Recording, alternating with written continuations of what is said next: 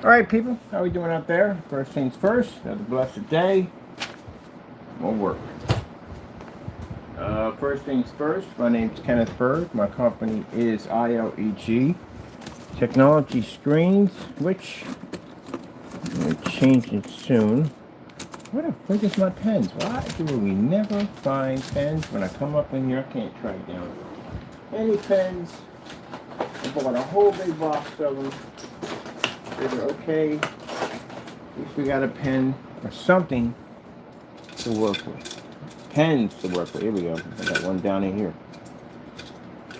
30 pens and can't find anything. Alright, I gotta write down this ingredients real quick.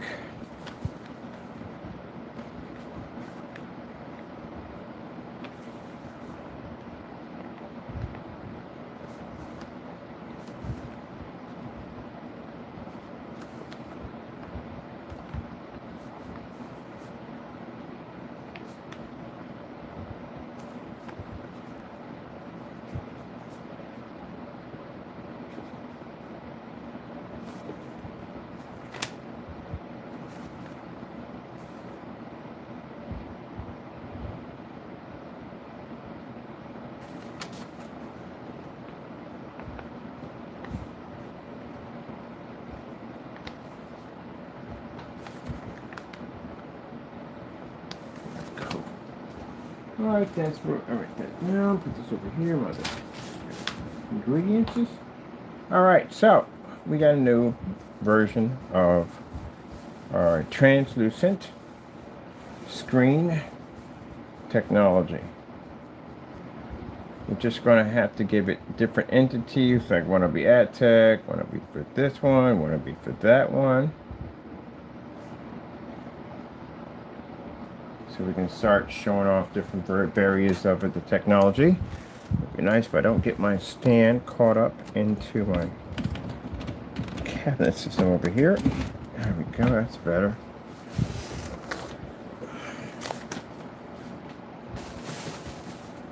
So yeah, more blessings from our Lord. Another screen we have right here, which is another color, another shade. The tech, I told you yesterday, we had another one all ready to go, and there it is right there. Completely different from the rest of them. Okay, so I'm ready to go on this. Now I'm already working on my other system, which is going to allow me to be able to take my screen all over Allentown, my portable setup, so we can show off some of the cool technologies, what the screen does, and other people can see all the cool stuff we'll do with it. That'll be fun. And I'm going to build me a nice portable gaming system. I should just get a RetroPie. Because the RetroPie would be much easier to carry than the big PC. And even the PC even with me, a smaller version, but a RetroPie, I keep forgetting about RetroPies.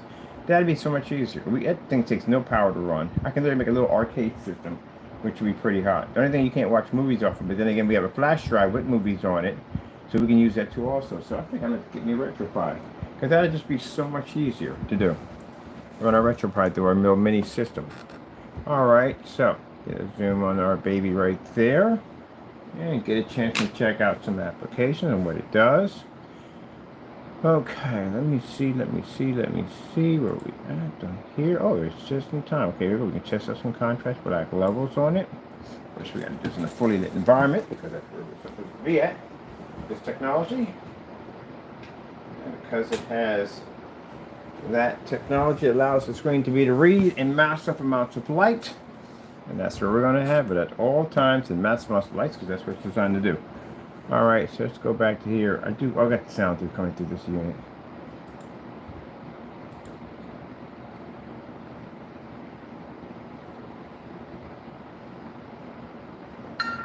What do we do?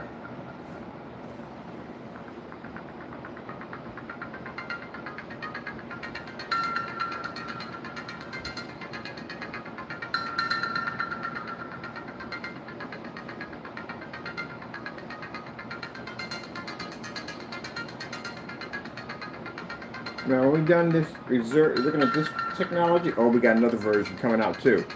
It's gorgeous. It's another one we got. Got blessed with it this morning. Got another one coming up. I'll be showing it off this week. I gotta pick up more plexiglass loaded. I'm running out. We're gonna have to do the screens over there because they got the more, it's a more flexible plexiglass. This is before we thought about the tile system. So we're definitely have to pick up a more stiffer, rigid plexiglass. It'll set up in the system right there that allows me to swap out my screens. And that high piece got to go. Yeah, I was going to do a small piece, but I didn't have enough boxes. I got to go get more boxes to do the smaller piece and make it smaller. But that allows me to change out my surface and an idea of what we're working with on a larger scale. But we got another one coming up. It's a different color. They're not all black. They all have multiple colors attached to them. You'll see the color of this one. Got a black surface right here. I can put it next to it. I can do a comparison. You see its contrast over nicely.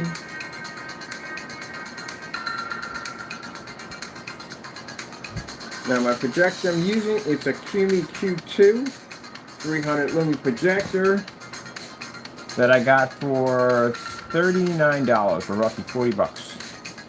So there's my baby right there I just paid for. This is one that's going to allow me to get all around, all over. Because I had so many people ask me and say, look, you got to bring something up so we can see it. Now we got it. I can bring some screens up, show them up to my clients so they can see exactly what we're talking about. Some people can't make it down to the office. So if they can't make it down to the office, we can at least come to them because they're in busy schedules. And we can just set up right there with no problem. Get the projector to do it. And this thing will read in any environment because, again, we had it at 50 with no problem. Let's get some other stuff. I'm going to do this right here. Since here are contrast levels. All right, that's good. And let's see. Most importantly, 4K microphones on this side. All right, and so let's see. There are controls on this side. Here. Now, the version we have of this is two versions of this technology. There's a front translucent technology, which is front invisible technology, and then there's the one for front and rear. So there's another version of this one right here that's actually much clearer, like the one we have over there, that's used for virtual tanks. So we'll be showing that off pretty soon. They have to be sprayed in. You cannot roll those things in. You have all kinds of complications. So I told you, I have a friend of mine who's a workshop. I got free access to work in the workshop anytime I want. So I'm gonna go in there and do some coat down applications with my cordless sprayer. So that's what I purchased. It's my buddy system to run it, or Jackery. I think it's the Jackery system we're gonna be using. All right, let's do this again. 4K Snow Screensaver.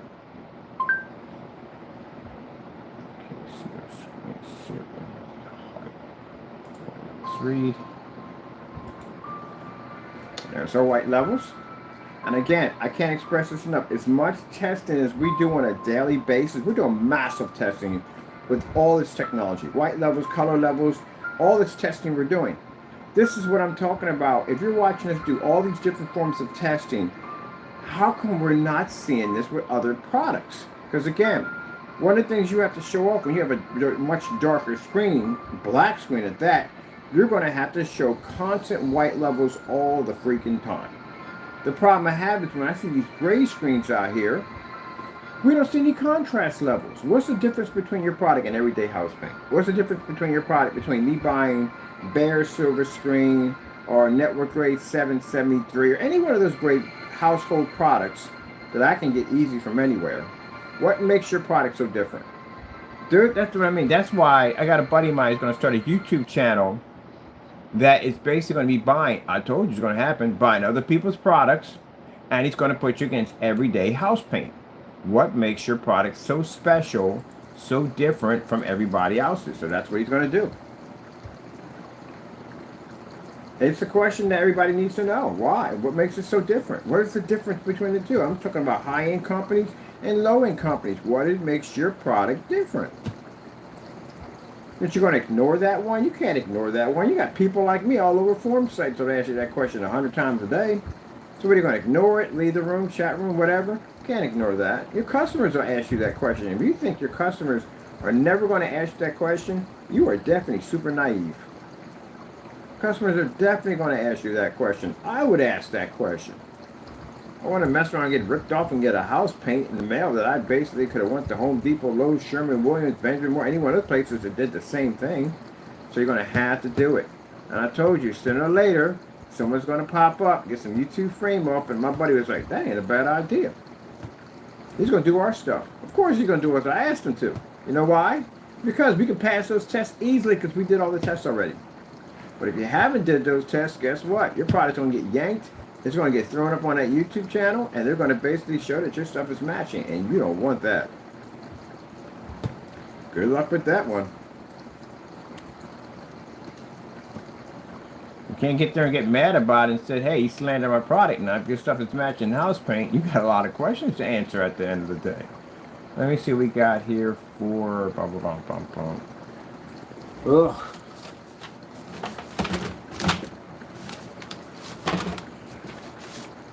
No yellowish tone, none of that. He's going to sit back at a 12-foot distance. So depending on where your screen picks up at 100 inches, that's where they're going to judge it from. At 11 to 12-foot distance in a fully lit environment. He's going to test whether or not what your contrast levels are versus other grade paints. What's the difference between your product on a everyday grade paint that you can buy anywhere versus your product in contrast levels, in color levels, fully lit environments, ultra short those, inside, outside. He's going to put some stuff through some ringers. Now I look forward to us being up there because again, like I said, we did these already. Got to do those, man. You can't skip those. Can't go up there and make these colorful paints and then sit there in a dark environment and say, hey, look, our stuff is basically different from any other paint out there. People will challenge you on that. Let me see what we got going on here. Red screen. Red screen. Now, I'm also going to show you today why the CUNY projector is completely useless on a gray screen. They don't work on them. You know why? Bum, bum, bum, bum, bum, bum. Not ambient light rejection technology. Number one, that's why they're in the dark. Can't read a contrast level, or I'm sorry, color level, due to the fact that their colors come up extremely poor because they don't have enough contrast and the balance is thrown off. And most of all, drum roll please, you don't have contrast. You can't read it. So it doesn't work. Now, this is a white surface. The white surface versus our technology, because it's the only screen I'm really going to bump into. Technically, you're not really going to bump into anything else, really. Blue screen. And when was this technology engineered? It was engineered yesterday in 10 minutes. Because it's an ad tech. So that's the advancement of what my customers will get in a fully lit environment, no dark environments now, fully lit environments versus the white surface. That's how much of the advancement it shows. So again, when I see a gray screen going against a white screen, and really you can't tell too much, you know what I mean? You really can't tell one from the other too much. You really can't. They still have, both of them have problems with contrast, both have problems with colors, both have problems with ambient light rejection, both of them have low gains. Once it's like, I don't know, it's like dealing with the lesser two evils or whatever it is. But anyway, still, you don't see a mass change. Now, you see the difference between mine and a white surface? That's a huge, massive difference. All right, let's go over here and let's grab slow color changer. I'm gonna need that. Slow color changer. So all these tests you see us do, this is what you should be able to go back into someone's YouTube channel and find. If you can't find any of those tests, then you got a problem on your hands. That means you purchased a product that's not tested. That's why I put that scenario about the windshield. That's a bit of an impact there. Everybody was like, I never really thought about that. But the windshield, yeah, windshield takes a lot of pressure. It's a lot of pressure. It puts those things in wind tunnels. You see how much pressure it takes to crack one or one to implode. So it has to go through all the testing. If you watch the testing on a windshield, it's freaking insane what they have to put those things through. Because the last thing you want to do is be driving down the road, you're doing about what? 80, close to 100, maybe 100 or more, and you got all that pressure pushing in on that window, yeah, it can go bad 8 ways from Sunday. And if you were able to survive the impact hit, the car crash would have been horrendous. Because again, remember, you got taken off your steering wheel, your car doesn't drive itself, so another problem with its own. Oncoming traffic, all kinds of stuff. So they have to be tested. They put in pressure chambers to make sure that window doesn't in your face. I never really thought about that. No, I think about it all the time now. But anyway, yeah. They do it from airplanes. Because mind you, airplanes are a little different too. Pressure up there is much more worse than what's down there. So those planes have to be built. Probably gets taken out unless you can fly a plane. That's the only way you're going to get around that one. But other than that, yeah, all that stuff has to be constantly tested. There's no way in the world we get on an airplane if I found out that thing was improperly tested or anything whatsoever. So yeah, that testing is extremely important because it means the difference of you taking the time out of your busy schedule to paint a surface in and pay the money at, I don't care if it's $60. You are still paying for something at court. You're still paying for something you could have did at a gallon easily.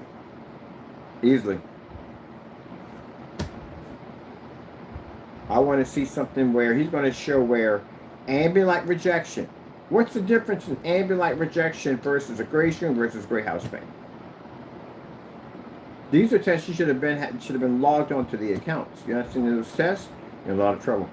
Most things they push people toward is they'll stick you in a dark environment, hit you with a high-end machine, and make you think that the quality is coming from the screen when technically it's all coming from the projector.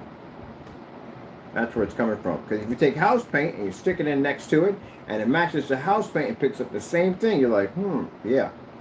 Literally could have did it at $20 a gallon. Easy, or $30 a gallon. So that's why when I go through an account, I'm like, where are the tests? Why are there so many tests missing? That's why the specification sheets don't really say anything because they haven't done any testing.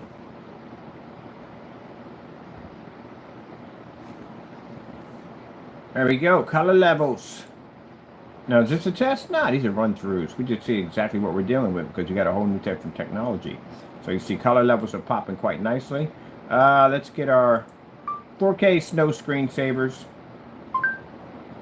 Now we do these all the time, white screens versus our technology. Why?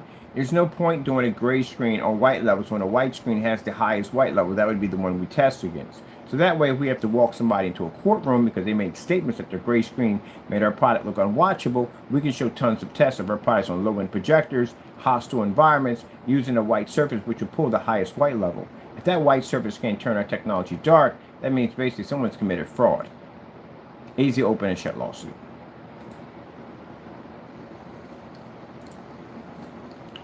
There's our difference right there. We have to show these off everywhere.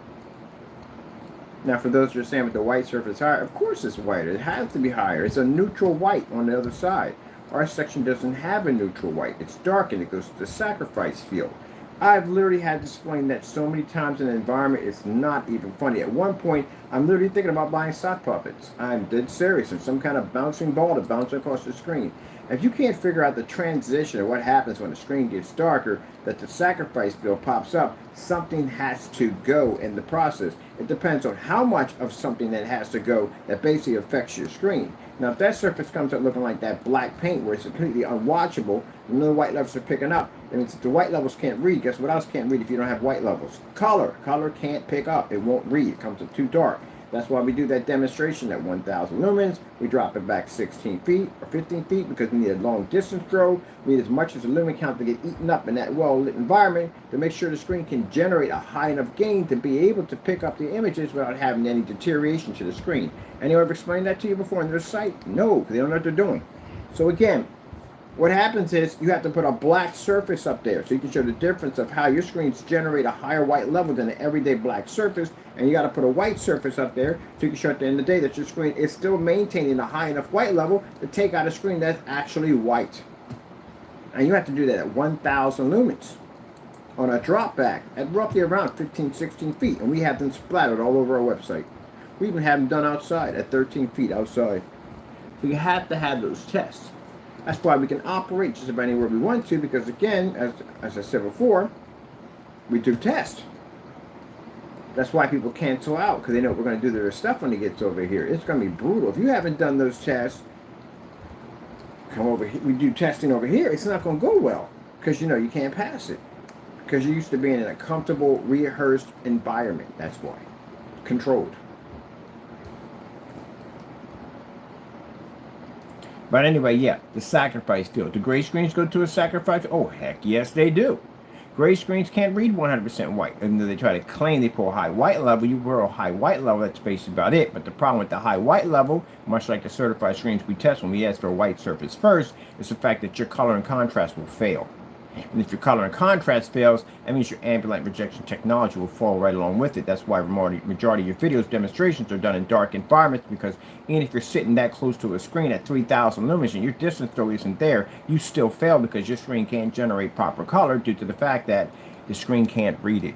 I could take a 10,000 lumen ultra short throw and stick it right on top of a gray screen. It can't read it because, again, doesn't make a difference. People think because it has a higher lumen count that the image traveling on the lumens, it's going to be able to reflect any of the light in the environment, make contact with the screen and pick up. The problem is, even at 10,000 lumens, if you're able to basically shield some of that light hitting your screen, your image that's traveling across the room, still when it hits the screen does not know how to read the image that's being transferred over. So if the projector says, hey, I'm producing black, the screen's saying, I can't see it. That's why the image comes up washed out. And then on top of that, not only are you dealing with a hostile environment, but you're adding an additional 10,000 lumens of light to a screen that's already stressed out already. And that's why they have to be in the dark. Cancels out majority of most of the light. Did they explain that one to you? No, because you know why? They don't know what they're doing. Only thing they can do is, most people who don't know what they're doing, they'll repeat the same thing over and over again. They'll just go back and say, look at the contrast, zoom on the screen, sure the up close. And that's noob stuff. Noobs do that stuff at the end of the day.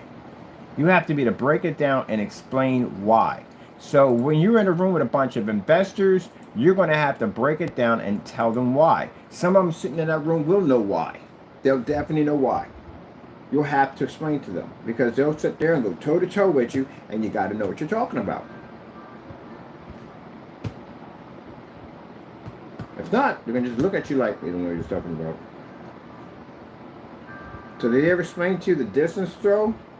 How all that works? It's the reason why majority of most companies now, if you notice, like you go to different sites and stuff, they use a lot of ultra short throws in those demonstrations because the distance throw isn't there. It means it gives their screen a greater chance of being able to pick up and less chance of deteriorating because the throw's not there anymore. That's why. But if you're basically like on IWA, when I was listening to when he was speaking, everything he was saying, one of the things he said in the demonstration, he said the reason why our screens here have some difficulties because of the lights in the ceiling. And I look up and I go, well, they're 18 feet up in the air, 18 to 20 feet in the air. How would that be an effective screen from that distance? So if you were in this environment and I was in here with that projector, what type of problems would I have? Because these lights are very close to the screen. So with that being said, that just told me at the end of the day that your screens really can't operate in fully lit environments, which means therefore they're not ambient light projection technology.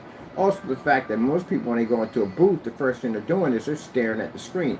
I'm not staring at your screen, I'm staring at your environment. Your environment tells me everything about your screen. Where your lights are placed at, where you have your LED lights, either behind the screen or in the screen, all that stuff. Windows, we stare at windows. Because windows, some people, I don't know why they do this, but they got a habit of showing the screen and then they'll go into the next room and show light in the next room. How would light in the next room have anything to do with the light in the screen in the next room? It's not going to transfer through a wall and hit your screen. That's impossible. Another thing too, curtains. Oh yeah, curtains. I love those. People have the heavier curtains on the side next to the screen pulled over here, so if any light comes through, it doesn't make contact with the screen. And they don't have a curtain way over here opened up, which will make no contact with the screen whatsoever. You know why? Because we stare at the floor. Floor will tell you exactly where that light's being transferred to. Floor and ceiling will tell you where the light's, if it's going near the screen or not. Your corners tell all kinds of secrets about your environments. If your corners are dark, it clearly tells at the end of the day that there's not enough light hitting that environment from that distance from here to there, because those corners are super dark. They look at the baseboards and the corners to see if any of that's picking up. There's a whole lot of tricks. Blinds. That's another personal favorite of mine. When people do blinds, their blinds will actually be tilted up or down to redirect light to go in different directions. When they point it down, it gives it the illusion that the blinds are fully lit, but they're not. They're pointed down. So when the light strikes it, it goes straight down or it goes straight up. The blinds are supposed to be open so you can see objects on the other side. So when the light transfers through, it goes directly and hit the screen. Which I saw that in a demonstration where somebody deliberately put the blinds up and said the reason why it was up because the light was ricocheting up the ceiling and spreading around the environment. Dumbest thing I've ever heard in my entire life. Light is always going to shoot through an entire environment, whether it's this way, or this way. You're just redirecting it away from the screen, because the blinds on the side where the screen wasn't at, they were straight open. We see all that. So I'm not staring at your screen when I go into your environment, your videos. I'm staring at your entire environment. Your entire environment is telling me the entire secret of your screen. And from that, we beat you that quick. We give up that much information. Now look at my environment. So all the lighting we have in here, we do this. We can do these outside with no problem. That's all like outside demonstrations. You know why? No place to hide. If your screen works, it works, and it doesn't, it doesn't. When we see people doing screens like at nighttime, you've already told me that your screen can't generate outside in the evening hours. It has to wait until dark in order to generate. And even at that time, your screen still doesn't function and work. But that's the best time for their screen to operate. Any screen like that to operate. They can't read. Condensed lighting. Another personal favorite of mine is condensed lighting. Condensed lighting. You have to watch those right there. So basically, when people are doing a condensed lighting setup, those are lights in the ceiling. What they'll do is usually these lights will be right in the center. And you got to look at these customized home theater setups that they have that they're doing demonstrations in, because the area is designed to dodge all types of light, especially window light. They'll make pockets and they'll push screens in little tiny pockets, and they'll take the walls and they'll basically put a piece of drywall here and here, make it look real nice, put a light in the middle of that so the light can only transfer up and down, which is the only way it's going to go. Sorry about blocking that. It's going to go up and down. Now, if the light's dispersing out from left to right, it's blocked by those little tiny walls that you think is just a part of the structure, but it was put there to block light to begin with. Where they have condensed lighting on top of the screen? Nah, chances are the screen is actually pushed out from the wall and the light's put behind it. That's how they do it. So basically, it's never making contact with the screen, but it gives it the illusion that there's real light in the environment, and technically it's not touching the screen at all. But the screen's actually a couple of feet away from the light that's actually attached to the wall. It's supposed to be right up against the wall, and the light's supposed to be hitting the screen. So that way, if you don't see those triangles that are coming off and striking the screen's technically not taking any light whatsoever. I've seen lights directed up. I've seen lights directed down. If you ever had condensed lighting, you know you can take your hand in there. You can move that light, shift it back and forth. So they'll direct it in different areas. Dimmers. Wall switch dimmers. Yeah, that's the reason why we had dimmers in the environment. We would come over and turn them all the way up on camera to show they were turned all the way up, because they were just dimmers to make the area look a little bit dim. They give it a kind of well lit. Actually, the lights are much more softer. High fluorescent white lights. They use warm lights. They don't use cold lights. The cold lights actually produce a lot of light. They can easily wash a screen out, make a screen difficult to produce. So they use a warm setting lighting, which actually gives off a well-lit environment, but basically is gentle on the screen. And those lights are pretty much most likely placed behind the back of the screen, cabinets, underneath the screen, to give it an environment like it's really well lit. We know all this stuff already. Everything. So when you're on YouTube and you're doing demonstrations, we're reading your entire environment that fast, that quick. You just told me everything I need to know about your screen, which means you lost that fast. So if we stick you in an environment opposite of what you're in, you're going to fail. Which means we stick you in a halo system, your screen disappears.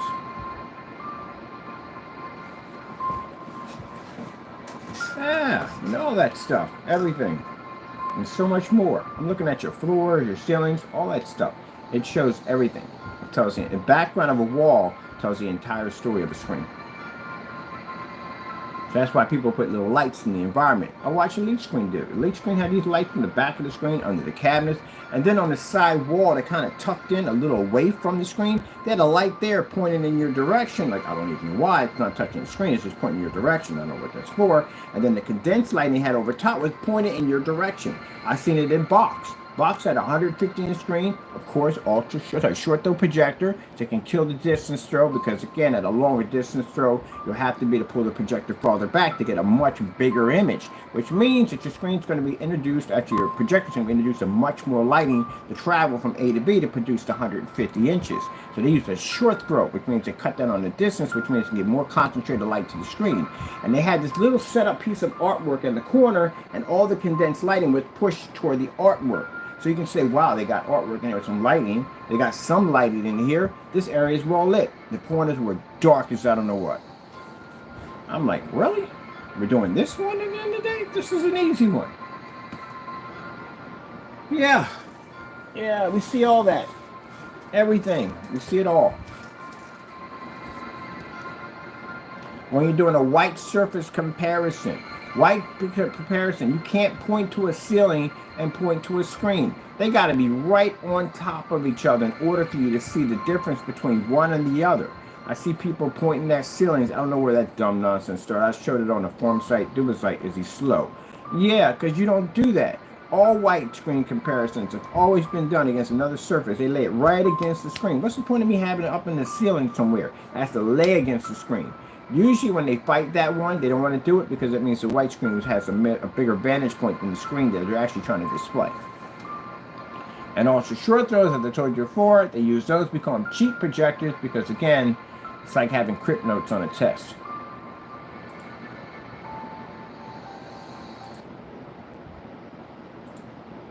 So if you're in the room and you make a screen paint, yeah, if I pop into your video, I can read your entire environment within a couple of minutes. We know how your stuff is made. We know how it's designed, the whole 9 yards. I've done so much gray paint testing that if I go into an environment, I can literally tell it's in your stuff. Because I made so much of it. I've tested so much of it. All my gray paint was tested. So I know the reaction of what I see when it comes to color. We can tell exactly what's in your stuff. How do you think I was able to snap a container of Network Gray 773 and say right there, this will match? Was I wrong on that one? No, I wasn't. It matched, didn't it? Yeah, I can match y'all stuff to any form of paint that you could find on the internet or any store easily. Easily. We know it's in your stuff. Only one we couldn't really figure out was that guy called something HD, something Projector HD. That was pretty good. His stuff is really good. He has a really good gray paint. He does. But getting back to our technology. So if you think you're in your area hiding anything, we can see it all. Smaller screens near windows, we see those a lot. They'll get a small screen to compress the image. We do small screens as test forms because instead of wasting paint on a much larger surface because the screen's in testing, we do it smaller, then the screen gradually gets larger. As you see right here, this massive giant screen we have here, which is 260-inch screens. The reason why they're that big because we had to do smaller surfaces first to test it out. We can tweak it how we want to design it, and then the final product is introduced to a much larger surface because it's ready. Where we see people do much smaller screens. Now, the other one had a habit of doing that all the time. He'd paint down these little small screens, these 2x3 screens, and he would have them, because what happens is when you have a smaller screen, that means the image can compress better, much better. There's just no comparison there. It has to be comparison. There's no extreme lighting in the environment. That's how we have to basically upset the odds of the screen being able to produce by basically making the environment much more hostile where the screen won't be able to survive, or using projectors of much lower calibers that we know the screen would have to work twice as hard if the screens are smaller, as we're doing right now at 300 lumens, and an environment that's commercial. If you look at my table, it's fully lit environment, which means this lumen count would get eaten alive in here at 300 lumens. We could drop it at 50 and still produce. So we see much smaller screens in these environments. One of the demonstrations I saw, and it was a poor demonstration by this individual, he took a screen and stuck it near the couch, so near the bottom of the sofa, which means none of the window light would have struck it, and that means that the door was not anywhere near in the path of the screen because we could see the light traveling from the door. It was shadowed in this section where the other section had light, and they'll try to sit there and say, oh well, that's a ambient light rejection screen. Those videos were all deleted, by the way, just so you know. No, when you do a demonstration involving a door, that means your screen has to be in line with the door, not way back here, in line with the door, because the light that's traveling must make contact with the screen. Wait, you got magic light in there? It's just basically just going to come in, curve, go around in circles, and just whoop, bam. What kind of freaking lighting you got at the end of the day? Because that's not going to work. That defies the laws of physics. So that's not going to work. No, you have to have the screen in line with the door. Question: if you have to be in a mall with all that lighting under a massive skylight, How would you get a gray screen to function a 100% star field? How? What about any store whatsoever? What about any school? Church? Now, we've seen those before. Fully lit church. I'm not talking about partial lit where you can't even see the fire exits. Fully lit church. Because the guy sat there and said church is not fully lit. And you got to calibrate. There you go. Can't go anywhere. You know why? Because the environment that they set up is catered to make the screen look a certain way. It's like the funhouse mirrors when you go to try on a dress and it looks good there, but when you get home, it looks like something there. Because they basically alter and change mirrors. I'm not saying everybody does this, but some people have had that problem with buying clothes. So with that being said, you got the funhouse effect. That's what we're going to call it from now on. When I see screens that we know that can't operate in normal environments because the environments are altered to make the screen look good, call it the funhouse effect. Because that's what you're getting, funhouse mirrors. That's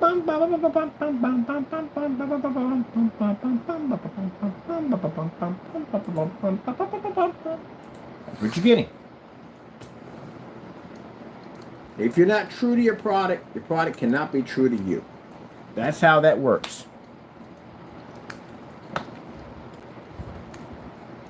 See how that technology reads with no problem?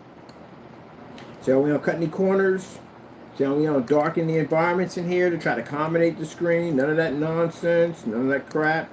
I one little light sitting in the corner flickering like a birthday cake on a candle, or a candle on a birthday cake. Back there flickering in the dark, talking about, look, I got a light back in here. Big deal. You ain't no light in here.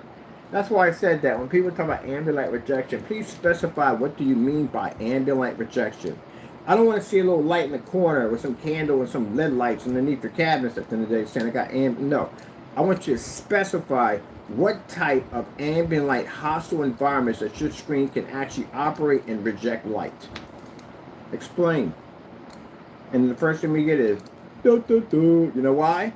Because they don't even understand ambient light rejection technology. They think for some reason if you stick a screen, put a little light bulb in the corner, it's automatically, whoop, ambient light rejection. It's not ambient light rejection. Describe to me what type of environment that you consider your technology to be on the level of ambient light rejection.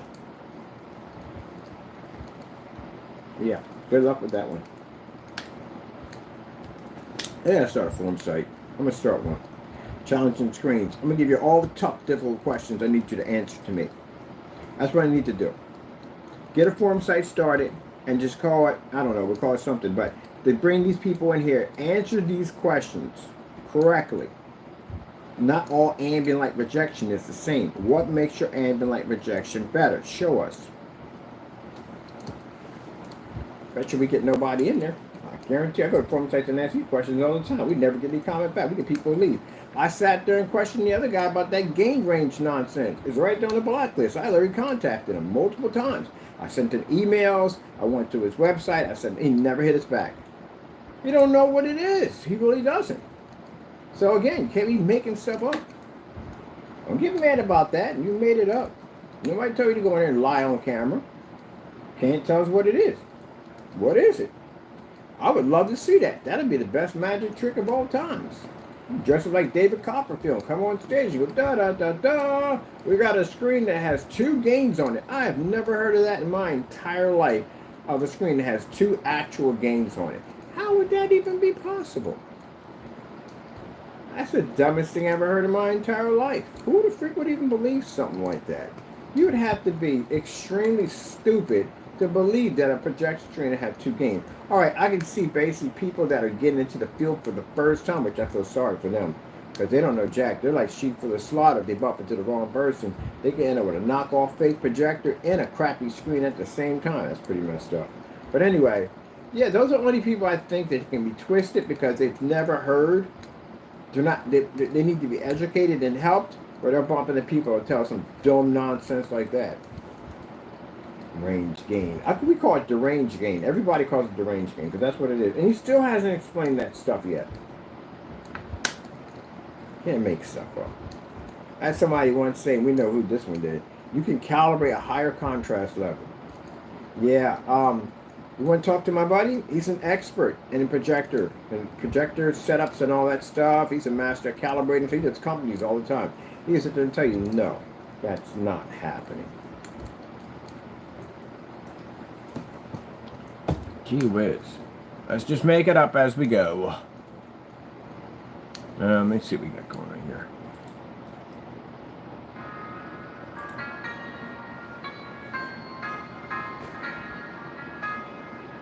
So we can get you on the fact that you sold a product without testing. We can get you on. It's a number of things you can get people on. But yeah, they can get you on the fact that your stuff is not tested. So if we're challenging you in court, your company in court saying, hey, look, their product's not tested. They're selling an untested product to the consumers. We can get you on that. I can literally take your website. I don't need your address. I need your website. That's all I need. Pull your website up. They'll log it in and basically report the site. And they're going to do an investigation. They'll find your IP address, your web provider, all your information, your name, your address, all that stuff will pop up. You got to register your site. You know, you pay a domain fee every time, you know, right? Every time you pay your domain fee, credit card, all that stuff pops up. So it's easy to track someone down through their website. So with that being said, if you're saying, if you don't have testing on your stuff, you're going to go to court because you're being challenged. That's what you're going to court for. You're being in court because you're being challenged that your stuff is not tested. Your job is to prove that all your stuff is tested. Now, if you've never tested your stuff to begin with, then what happens? You're going to have to shut it down. You're going to have to pull all that product and you're going to have to issue refunds within the timeline that basically the statute of limitations on the refund does not expire. You have to return that money because now you sold an untested product. That's how fast somebody can drag you into a courtroom. Just on that alone. Specification sheets. If your specification sheets are not legit, they're not saying what the sort say, someone can pull you to court for that. Whole lot of stuff. And make sure your stuff is done. But like I said, at the end of the year, I do plan to be pulling people in and out of court, companies in and out of court, because I'm going through your stuff. I want to know how much of your stuff is tested. I want to know exactly if it does exactly what it's claimed to do. All that. And then people say, well, what about, what about you? We got contracts. Sign one. See what happens. My stuff is all tested. Everything we have is tested. I don't say my stuff in exorbitant sunlight. We are out there in sunlight doing those demonstrations. So sign the document. And they always say, nah, you know, I got other things to do. I got time to deal with this nonsense. Oh, you don't want to sign? Oh, you went through my YouTube channel, 12,000 videos. You see the kind of stuff we do on a daily basis. Now nobody wants to sign those contracts. Everybody wants to be super quiet about it. Go ahead. I'll walk you into a courtroom. I don't have $500,000 at the end of the day.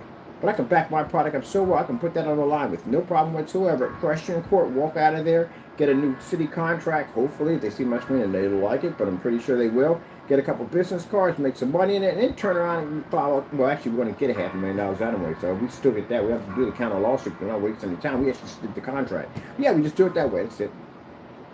How much you willing to bet that my stuff doesn't work? That's why Mr. The other guy, the fellow I told you got to contact Monday morning. We're reaching back out to him again about this issue. I got to bring police documents for them. He's going to court. And the lawsuit that were placed against him, that he went on and said we were scammers, rip-off. I even got him on a voice recording saying that we were scammers and rip-off artists. So I got your voice, what you said. That's why I asked you those questions, because I was going to use it against you in court. So I got your voice recording, got your YouTube pages, got you stalking us, and I got you claiming that we're scammers or rip-off artists. You can't back that up. It's going to cost you $250,000. Lucky it's that cheap, because it could be way worse than that. So, yip-de-doo. Why is this all dark? Oh, move the page now.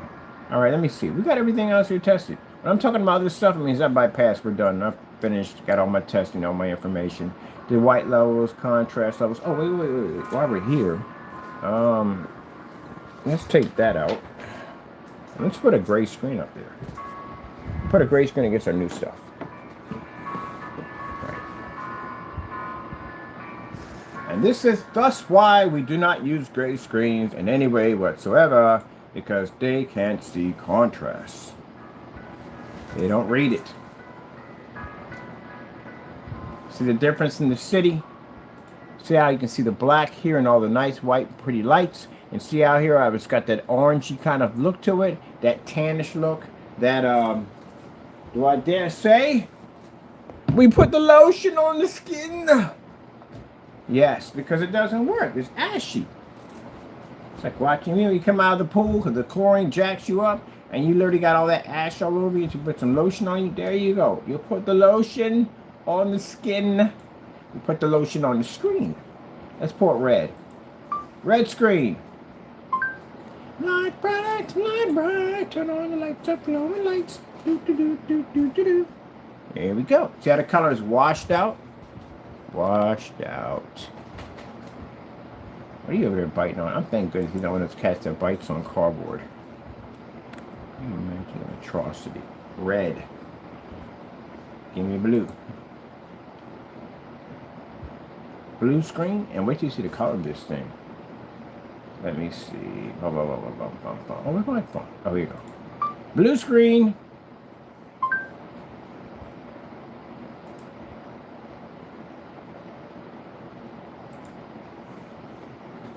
Told you, they can't read. They can't pick up. They don't register. This is a 300 lumen projector. You see how close my projector's hit, and it still can't read. I can shove a 5,000 lumen projector right on top of that screen. It doesn't read. It can't pick up.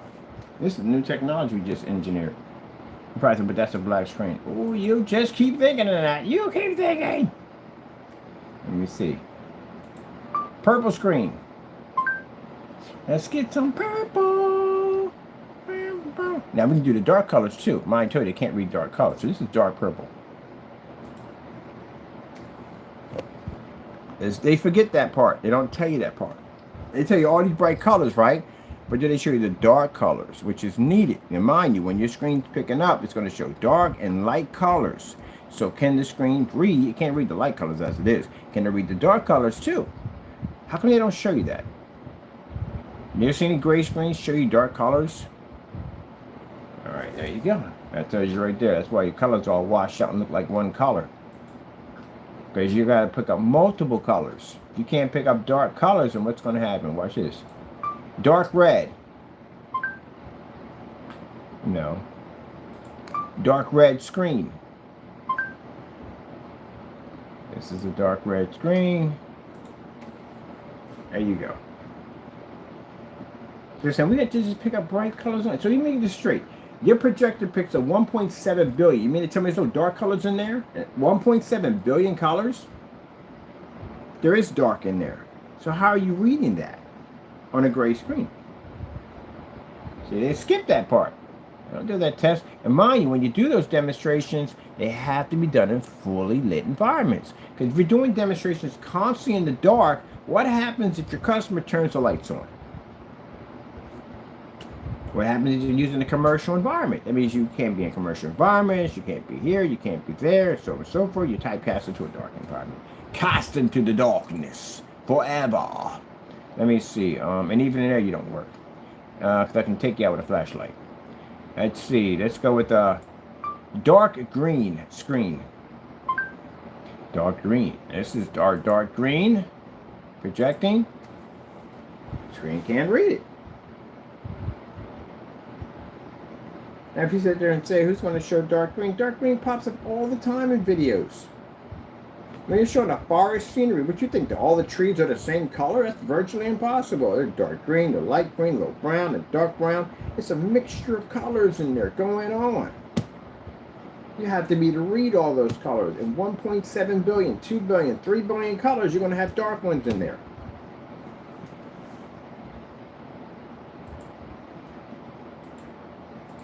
Navy blue projection screen. Oh, I shouldn't say navy blue screen. That's going to pull up something completely different. Navy blue screen. Navy blue. So we did this one already. I need dark blue. Dark blue screen. There we go. See that right there? That's dark blue. You have to be able to read that. Kaboom! Not even there. Not even in the ballpark. Somebody get a GPS. We've lost it. Yeah, I can't pick up. See, and that's the part they get frustrated about. They were showing you all these bright colors. Nothing but all these bright colors. They didn't show you any dark shades at all. because they know darn well the screen can't accept it or read it because, again, it's a gray screen. It can't register the colors. So if you're going to convince me at the end of the day that I'm just going to see nothing but bright colors and no dark colors are involved, you're an idiot, because that's virtually impossible, because OLEDs do it all the freaking time. They constantly show off dark colors. So navy blue cannot pick up on the screen. And blue screen. Blue screen. Doesn't read on the screen. Regular blue. Let's go with, let's see how we go with the light blue. Should light blue still work better? Light blue screen. Light blue screen. Come with me and you'll see. Do, do, do, do, do, do, do, do, do. And your colors are off.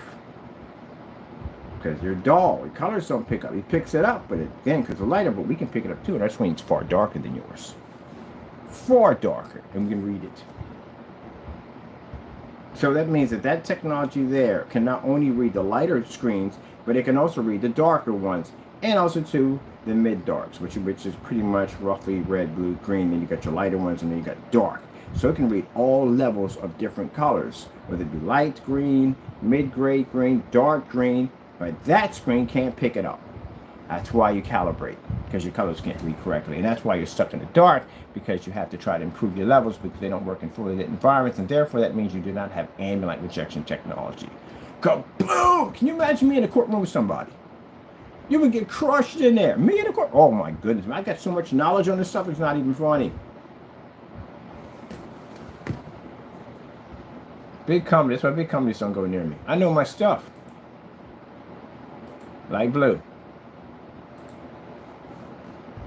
Or light blue, as you can see, picks up a color. The light blue comes out washed out, because you know why? You need contrast in order to pick up light colors too also.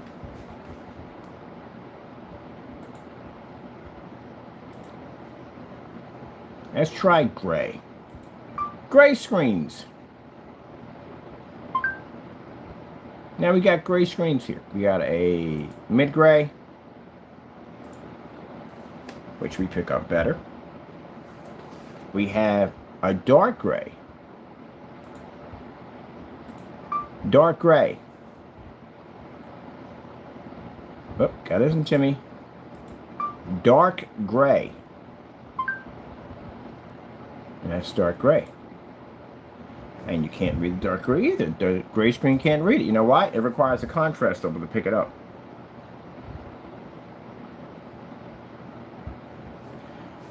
Okay. Let's have some fun here. 4K snow screensavers. Well, let's see if this screen can make our screen unwatchable. And we can't even see it. No. Impossible. Notice how our blues in the background, whites pick up, contrast levels picking up at 100 degrees. Look at it here. Look at it. Look at the contrast here where it's black. And look at the contrast here in the trees where they're gray. Trees aren't gray. These are black trees, as you can see in the demonstration. They're not supposed to be gray.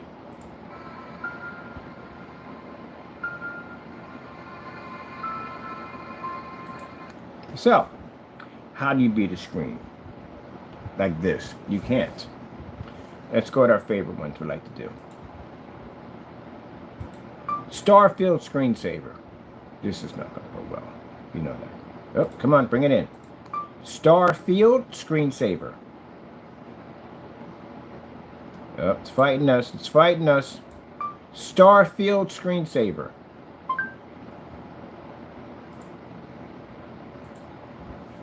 There you go. So you're at competition with a technology that can read multiple shades of colors. It can pick up its contrast levels. It can generate white levels at the end of the day in fully lit environments and still blend into your screens. And that technology is not black over there. Now imagine if you were going against a black screen. Black screens are built different. All right, let's show you what we got here, people. They're like, wait a minute, that screen's not black. That screen has to be black. That's crazy, Ken. Show me, Ken. Ken's going to show you. Show me like an info commercial, like anything. Like I was screaming at him at the end of the day. Let's see what we got here. So this is black. And this is not black. It's shifting technology. Invisible shifting technology. That screen can transfer light right through it. We showed you a transition technology that can basically pick up and turn around and, yeah, well, we have invisible versions of it. And they come in multiple colors. This is why when I explain to you, when I say that you're so far behind, it's not even funny how far behind you are.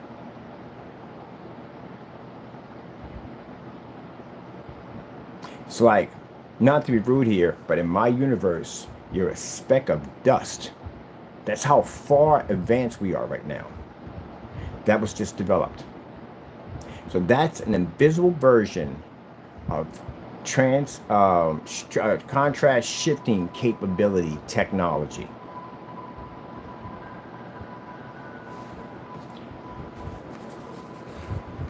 Interesting, isn't it? Too far behind. And that was developed in 10 minutes. So we can develop technology that fast, that quick, within 10 minutes. Just think where we'd be in a couple years from now. In a week, how much technology we can engineer. This is what I mean. At the end of the day, you guys screaming at walls and windows and doors and all that stuff. You're nowhere close to what we do.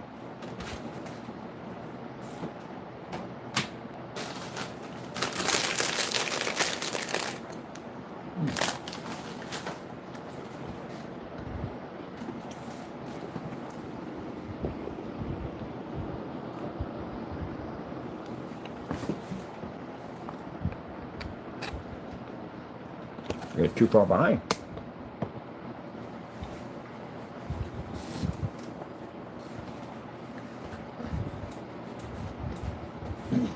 I see you try. It reminds me of a video game that I played, this boss. And the boss is a pain in the butt. But anyway, in the middle of trying to fight this boss was insult me the entire time. Insult my weapons, should I hit it with rockets? It would say, wow, that's what you're using? And every time I would fight this boss, it would pop and go, still trying? I'm like, good gracious. Yeah. The funny thing about it is you never read it.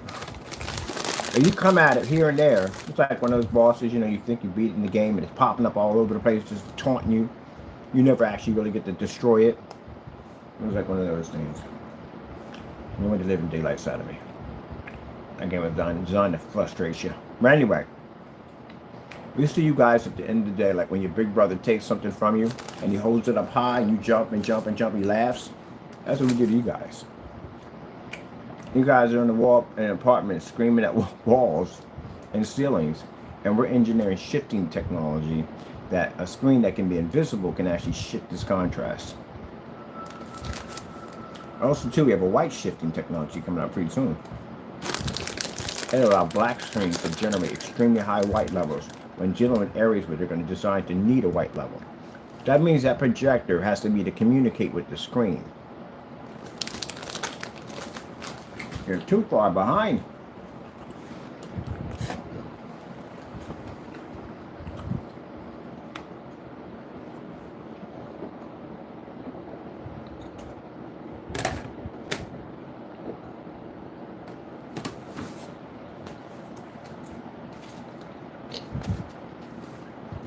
Now, I've gotten to the point now that I've evolved past screen paints. I'm engineering technology for physical screens. I like physical screens because I can design them in so many different ways. These are all my physical screen sample sheets. And I take these with my portable projector in my bag and I do demonstrations on them in different stores and stuff so you can see how that technology reacts. And they're not even used to seeing the screen that dark at all, period. They're used to seeing something else. White screens, that's what they're used to seeing. So when I come in there with that and I show it up and then boom, it goes right to the screen, it blows your mind every time. In the mind, you're in there with a white screen. So they take that surface, they'll stick it right against the screen, and that's going to show the difference between my technology and the white screen they have in there. And the first thing they say is, when are you going to have it available? And I said, when we're ready to go, here's a business card, we'll let you know. So I've been planting my seeds everywhere. So when that screen is ready to go, we got orders already lined up and ready to go and push forward.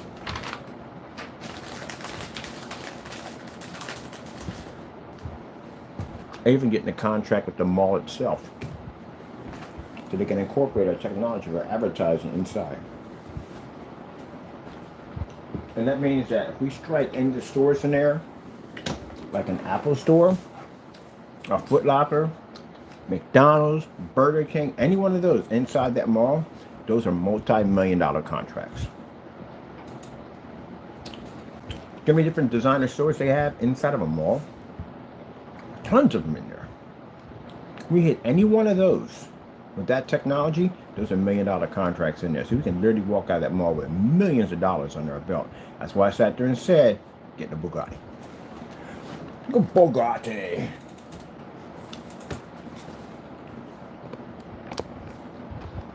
And I had a couple of sales reps that are going to be going in and showing up the technology in different stores.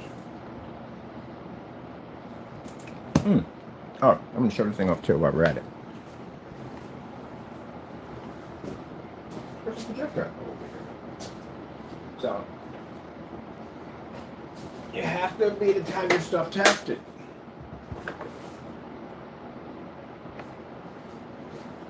You have to have all your stuff tested because, again, you want to be able to expand. You want to be able to go here and go there and do this and do that. You don't want to cut yourself short.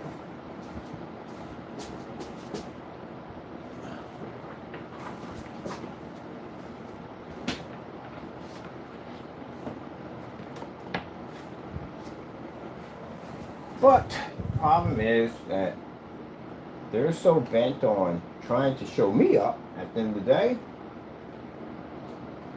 that they pretty much destroy their product right from the door. I know that from the door. If you're so busy trying to show up my company or just trying to show anything on camera and you're willing to cut corners whenever just to lie to people just to show that you're better than us, you've already destroyed you. We won the race already. Number one, we know you can't launch that stuff anywhere. You can't sell that stuff. Where are you going to go to sell a product that you can't even back up at the end of the day? You can't.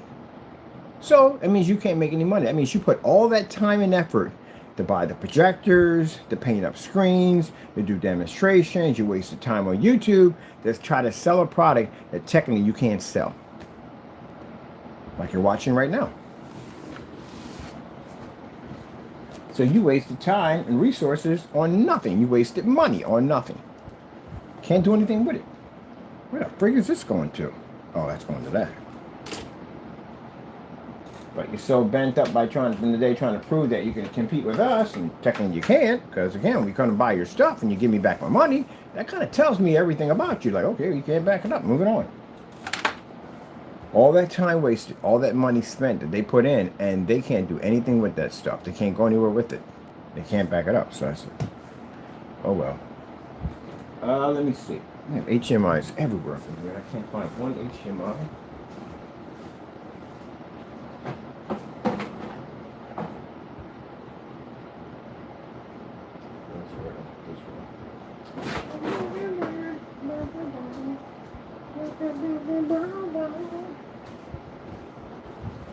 A respectable company does not have to resort to breaking the law.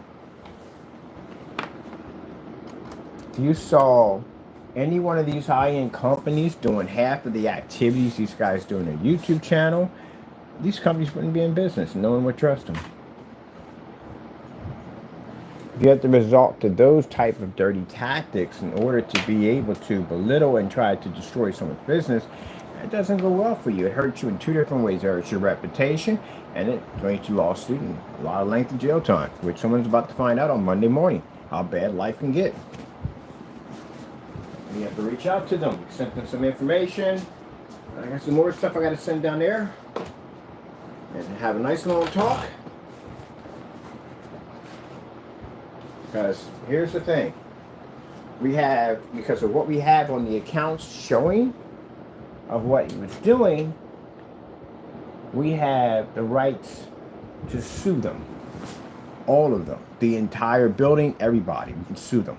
because they're reliable. And that's owned by city, which means we can sue the city of Baltimore for his actions because it's owned by public housing.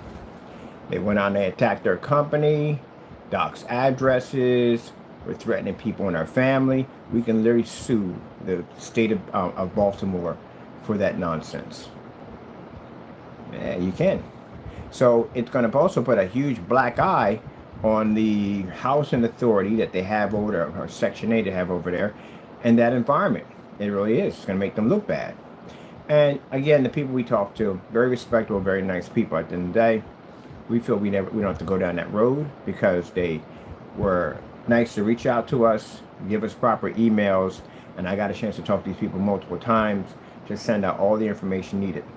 So Monday morning, we'll send over the heavier documents, which involve docket numbers involving Allentown Police Department, FBI, and a couple of these agencies we had to contact on the other situations and problems we were having. So, like I said, that's already taken care of. Oh, man, this looks pretty cool. All right, this is the black technology. This is the new version of black. One's actually darker, one's actually lighter. Come out of here. I love it. I freaking love it. And all this really lit environment looks absolutely amazing. Bam! And this is what I said. People, you got to go to a point when we get to court and all this is documented on court records. I can literally say, yo, there were people so threatened by my company. They literally broke the law. They were so threatened by our technology. Oh, man. This is looking so freaking sweet. I'm freaking loving this. This is the new black technology. It's a different version. So first one we did one on a surface that was already black and coated it because it's a faster process. But these are actually clear. These are actually clear screens. And the application we got for this takes 2 applications to darken it. Oh, I'm loving this. I'm freaking loving this. And I got another one coming out. Wait till you see the other one's coming out. You know that stuff we call haze? Like it's kind of a chestnut brown. It's an invisible chestnut brown screen. It is gorgeous. It is absolutely gorgeous. And my buddy's going to design the frame because he does woodwork and all that stuff. He's going to put it in a mahogany frame. It is going to be gorgeous. It's going to be elegant. Elegant. Elegant. It's going to be a gorgeous screen. Because that's why I want to do physical screens. Physical screens, we could do so much stuff with that, man. So much stuff. So imagine getting a screen with an elegant frame on it. Chestnut, cherry oak, whatever. And you can pick out what kind of you want to match your woodwork in your home. And that screen has a beautiful hazel chestnut color to it. Oh, yeah. I'm getting tired of looking at these fixed frame screens with the same black frame, the same black frame, the same black frame. These things are boring to look at. I want something different. I don't know about y'all, but I deserve better. That's what I deserve, better. Look at this. Invisible black technology. Now, you see this right here? See that box? You can actually see the box right there. There's a box right there. You can see it right there. Put it right here. It's right there. We got a box right there. You can see it right there. Little box right there. You can see how transparent these things are. They're actually transparent. This is a new version of transparent. And the coding application allows us to put down 2 applications so we can convert it that dark. And it absorbs light like there's no tomorrow. Light can push back and forth through that surface and it doesn't even affect it. See, that's the thing about it. You have projection screens out there. When light strikes them, they automatically wash out because they have afraid of light. These screens can absorb and accept light, but on the accept light, they can use it to work with the technology. So they're very well lit. If I learned it in the day, if I said, if I'm going to design a screen, I have to design a screen where the light in the environment and the screen get along. That's the problem. There's a conflict fight going on with screens and light. They don't get along. That's why you got to turn out the lights because they're not working out. But we figured out how to get a screen to actually work with the light. They're best friends. When best friends work together, amazing things happen. There you go. Yeah, I'm gonna put the 2 thumbs up. Yeah. So this is the ad tech that can read at 50 lumens through light. So again, and that was on a clear screen. Darker ones absorb better. So yeah, we can have a ball with this thing, man. What do do do do do do do do do do do do do do do do do do do. Picks up extremely high white levels, and mind you, technology is still at 10%. Get that party like. Like I was like, what about nightclubs? Can we use a nightclub? Yeah, you can. This stuff does some crazy stuff to it.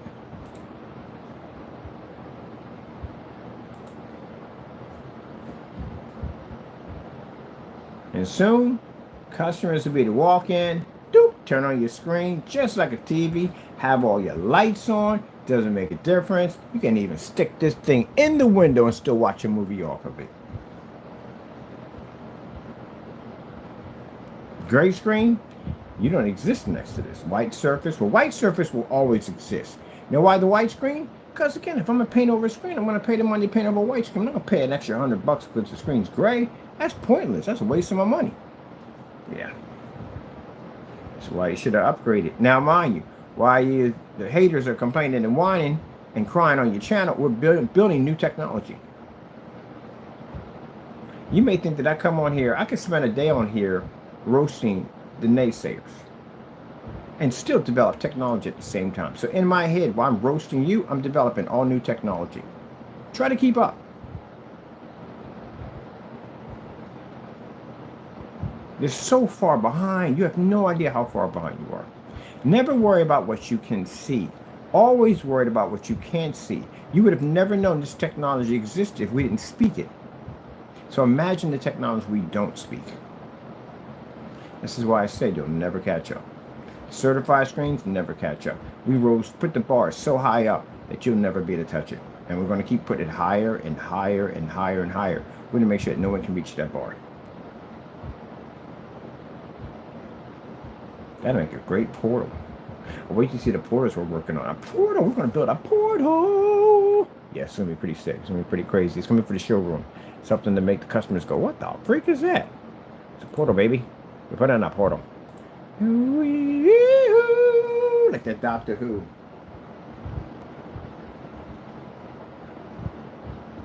Look how bright those lights push up. And mind you, now we're on the Chrissy LW 400. $50 projector.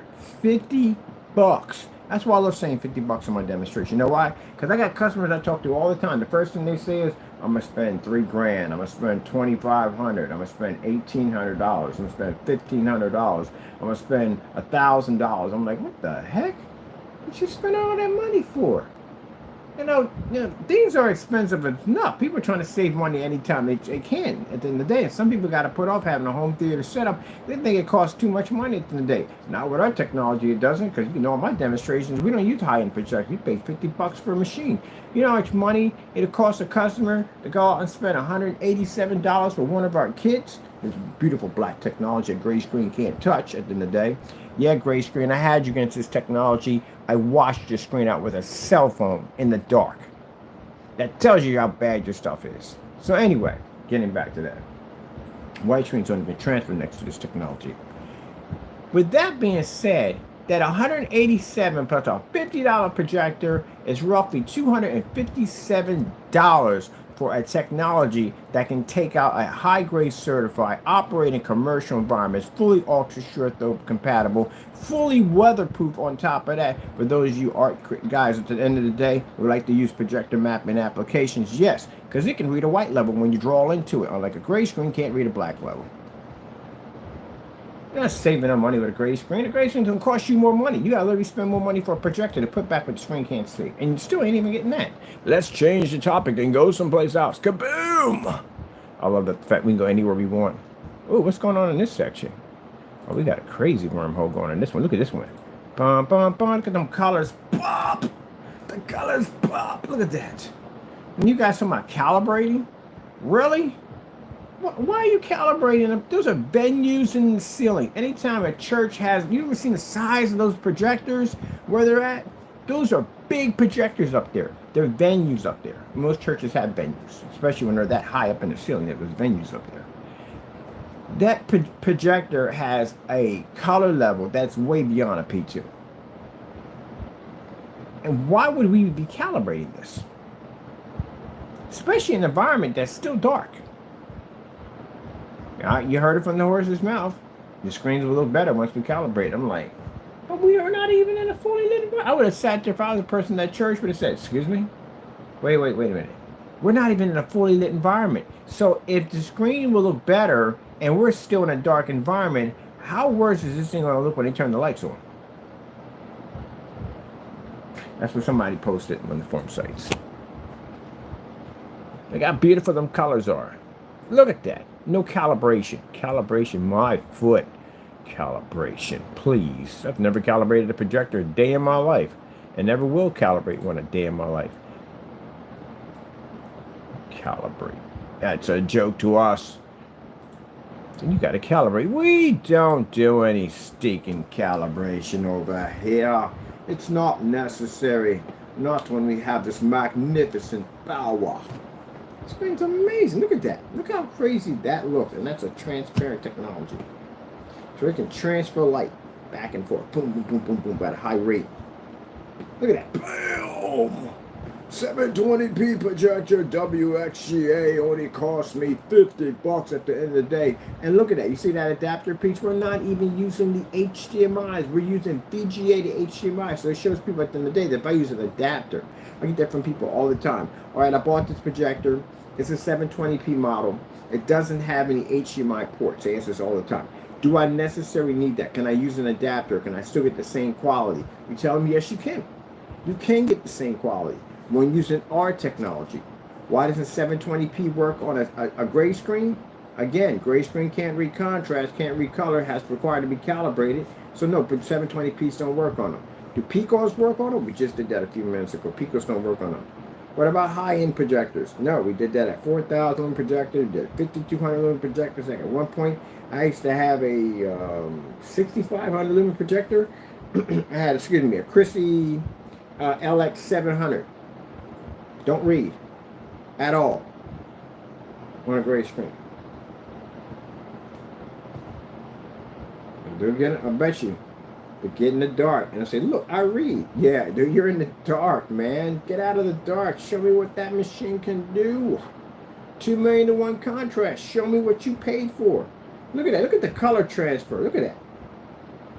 Look how beautiful it looks in the color transfer. When customers ask me today, do I need 4K? No, you don't need no 4K. Do I need 1080p? No. Those of you with 4K projectors, you can't even do this. You can't operate in fully lit environments. You can't keep your color levels up. Now, for somebody saying, well, one screen looks dark, it does. There's 2 screens being tested on the surface at the same time. We actually developed 2 screens, so we got 3 screens already developed. This is a much darker version. This is a much lighter version. And then we got the other version right there, which means Mr. Bird has 3 screens that were developed within a day. A day. 3 screens. Now, do I need to say it? Do I need to say it? It's like Luigi with the squeegee. They don't like it when I get on here and have fun like this. They hate it. It drives them nuts. They're like, man, this guy just comes up there. His confidence level's through the roof. You know why my confidence level's through the roof? Because I serve Christ. You know where my technology comes from? It comes from Jesus. These are all my blessings right here. All the devil can do is just sit and hate, and we just keep on doing what we do. We keep doing what we do. But if you think that's bad, I got something more for you to cry about. Because they seem to cry a lot when it comes to our technology. I would say stock up on some Kleenexes because you're definitely going to need them. It's going to be a whole cry. We're going to make the crying game, do the crying game. We're going to give them the crying game. Full crying game. Just sit down, bawl your eyes out, and yell on your channel because that's all you can do. That's what it's gotten down to. All they can do is yell on their channels and just cry about it. Make a product compete with us? Please. Can you make your own stuff right? Oh, there you go. Don't get mad about the end of the day. I mean, you guys conjured up this nonsense. If you just sat there and mind your own business at the end of the day and stayed in your lane, which you're supposed to, you decided to come over into my side of traffic. The only problem, we drive Mack trucks over here with your Kia and we crush your vehicle. So again, you're in the wrong lane. Go back over to your lane where you belong, over there, and stay out of ours. And worry about getting your stuff crushed. That's all, simple and plain. Easy McCheesy. You can't roll with the big dogs if you're not a big dog. take it over there. That's where you belong at. It's like dunking on somebody, talk too much trash. The whole entire time they're in there talking trash. Blah, blah, blah, blah, blah. Then you're like, all right, yeah, okay. All right, no problem, yeah. All right, sure, yeah. I'm gonna dunk, I'm gonna do this. Oh, yeah, you're gonna do all that. Yeah, okay. No problem, no problem, no problem. And you go on the court, they can't even dribble correctly. You sit there and take the ball from them, throw it between their legs, embarrass them, back it up, because you don't want to dunk on them yet. Cut them up a little bit, break their ankles. Have them laying on the ground. You just go, ah, on the court. Now you got to hang there for a little bit because now you got to show it up. You got to hang, swing back and forth, come down with one hand and go, yeah, and then walk over to him and go, in your face. Y'all asked for it. And all the technology we have is all new. 10% completed. Got a new technology sitting right there. It doesn't even match my case. It's different colors. And you thought that was pulling a black. It's black. Invisible contrast shifting technology. That's actual black right there. So this is what they do. They're going to go on their channel and they're going to cry. That's what they're going to do. That's all they can do. You make anything new. A real company at the end of the day makes something. You ever watch the wars between Genesis and NES? Did you see Genesis crying? Did you see NES crying every time they came with new stuff? No. They went in and they basically made better stuff and they went back and forth with each other. That's what they did. Those quick commercials were hilarious. They're actually awesome. It was fun entertainment. But these guys, they cry. They don't make nothing new. We just cry. Oh well. That's all they can do. Is just cry about it. Let them cry. On Monday morning, reality kicks in for some people. Big time. Big time. So, it's going to be a very interesting life experience. So then, ouch, I got technology to work on. We have no time for the shenanigans. We have things we have to do. No time for the shenanigans. Because I'm about to hit that whole entire mall. Get my screens running through there. I got a big display I'm about to put in right in the center floor. I'm renting it out.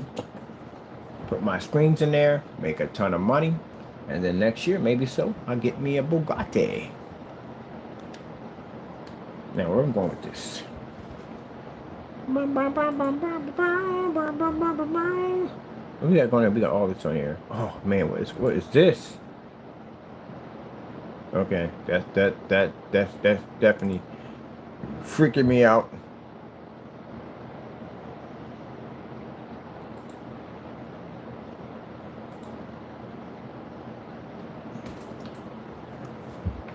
Ugh. Man. Jealousy, man. I told people, anytime I go somewhere, the first thing I say is that we got people that are, and I tell everybody this. We got people that are jealous of us. That cry about our work. They're jealous. And people are like, really? Like, yeah, just serious, watch, take it a drive. And when you contact, guess what? They already know from the door. We just hand over your folders. But this time around, you know who I'm talking about. I got information on somebody in those buildings that basically can decide the fate whether you stay or not. And we've been in contact with them for the last couple of days. And I got something I'm going to send to on Monday, but I'm going to make sure the people of this building basically can contact them also and explain to them your situation. You got multiple charges coming at you, a lot. I don't know what they're going to do on their end. I don't know. But I do know on our end, we're hitting you with every charge we can hit you with. I'm getting you 50 years. So you know that. I'm pushing for 50. And that's not the worst of it. I told you my sister also has the contact number to contact them and talk to them, explain the situation, that the activities you've been taking over there with their address. And she's filing charges against you. So all that calling in and telling people that you didn't do anything, you're done. You're finished.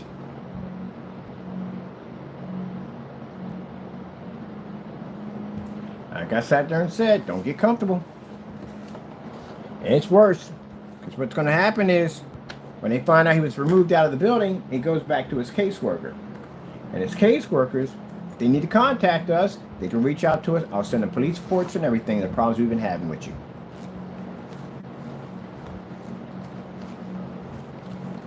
I'm going to let them know we've been having a lot of problems with you, because they are going to reach out to us. I let them know that my information, if anyone needs to reach out to us, just contact them, and we explain to them everything of what he was doing, what was going on. So your caseworker probably will reach out to us.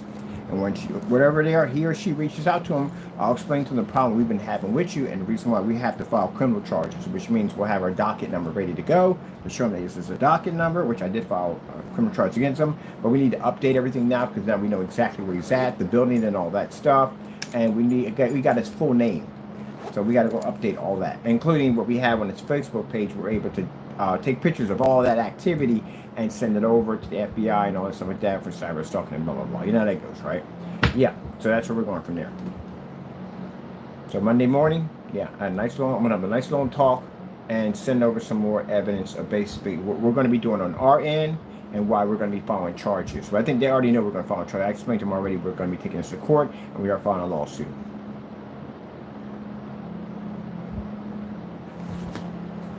Ah, man, jealous, man, just jealousy. That jealousy is dangerous. You know, that's how Satan got kicked out of heaven. You know, that jealousy is very, very dangerous. Greek mythology about Medusa. You know, Medusa, this term, you know, just a real. But the fictional character of Medusa, the reason why she became this hideous, awful snake that stared at people, turned them into stone, was because of jealousy. That's what that comes down to. It's the downfall. Jealousy is a downfall at the end of the day.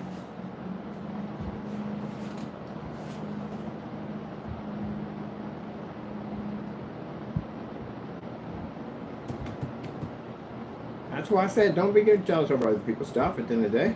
I have never been one to get jealous over anybody's stuff. If I want something, I go work for it and get it.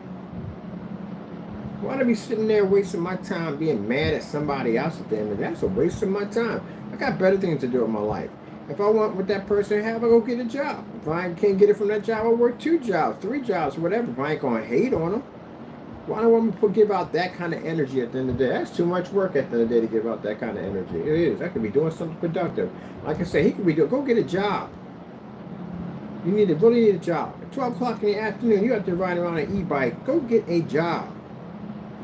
If you got time to be on YouTube, stalking people and doing all that nonsense, that kind of negative, go get a job. At the end of the day, you can go work. If you can be on a bike riding around, you can go get a job.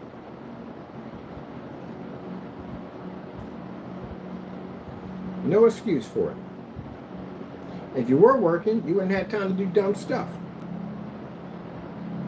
Most people don't want to get in trouble because they're working, they got the income coming in, they don't want to mess that up at the end of the day. They just go to work, do what they got to do. Man, I ain't got time for this, man. I got to be up tomorrow morning. I got bills to pay. How many times you've heard that and said that out of your mouth? Man, you need to get a job. You can tell he has too much time on his hands. And if you sit there and say, Mr. So-and-so and so, I want you on my channel. Me get a job, I have a company. I make way more than you. A lot more than you do. You need to get a job.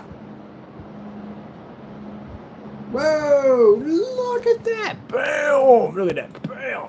This technology is going to be beast. Can you imagine that, man? This is going to be beast. Beast. We are past time here? We are past time here. What do we got here for time? Like the Ouija with the squeegee. I got some things I got to go do. I got some things I want to take care of today.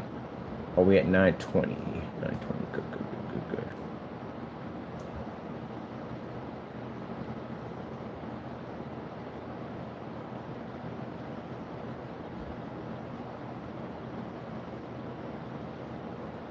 Well, that's a huge, massive jump from A to B. That's not even virtually possible. Okay, whatever. That's just crazy. Anyway, let's get something over here. Some schematics. Yeah, that portable station we're gonna be building. I'm calling it the portable. I can't give a name for it now. We got our projector, because I got the projector. That's the projector I needed, that Cumi. I needed that machine. I got the projector. I got the, oh, should be taking this over to my friend's house and show it off. Where's my bag at? My GTA bag. I'm taking this to my friend's house and show it off. Because he asked me to bring it by. He said, can you bring it by? And I said, oh yeah, I'll bring it by. I'll bring it over there. Let me check it out. Because he's going to buy one.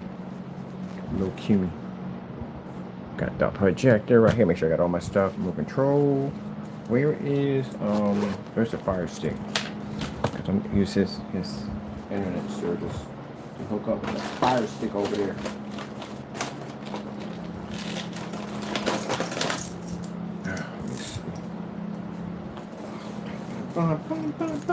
So what kind of screens are we designing? Acoustic screens, motorized projection screens. Matter of fact, there's a company I'm working with right now by using their screens. We can put our badges on there if we want. They got all tension screens, so that's what I'm going with. All tension, wallpaper projection screens, tile projection screens, all that good stuff. Everything. Everything and anything, even glass. Because we got these glass gamer screens coming out. Pretty soon you'll get a chance to see what the sugar plum berry looks like. Yeah. Yeah. And as you can see what this stuff does for gaming at the end of the day, oh my goodness, man. So we're going to have it in the dark, we might have it in the blue, different versions of the gaming colors you might want to choose. And yes, our color options are usually free. So we usually do that because I don't feel like basically putting out like, oh, it's too much work. But anyway, yeah, the gaming on here looks insane, which I'm about to do in a few minutes. But first thing first, I got to find my fire stick because I'm about to go up there and have some fun today. I had 2 pieces of candy. That's it. I'm charged up. 2 pieces of freaking candy. Yeah, there you go.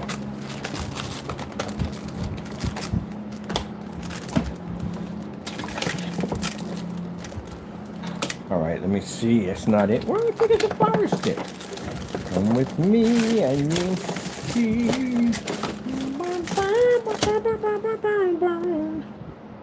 Let me see.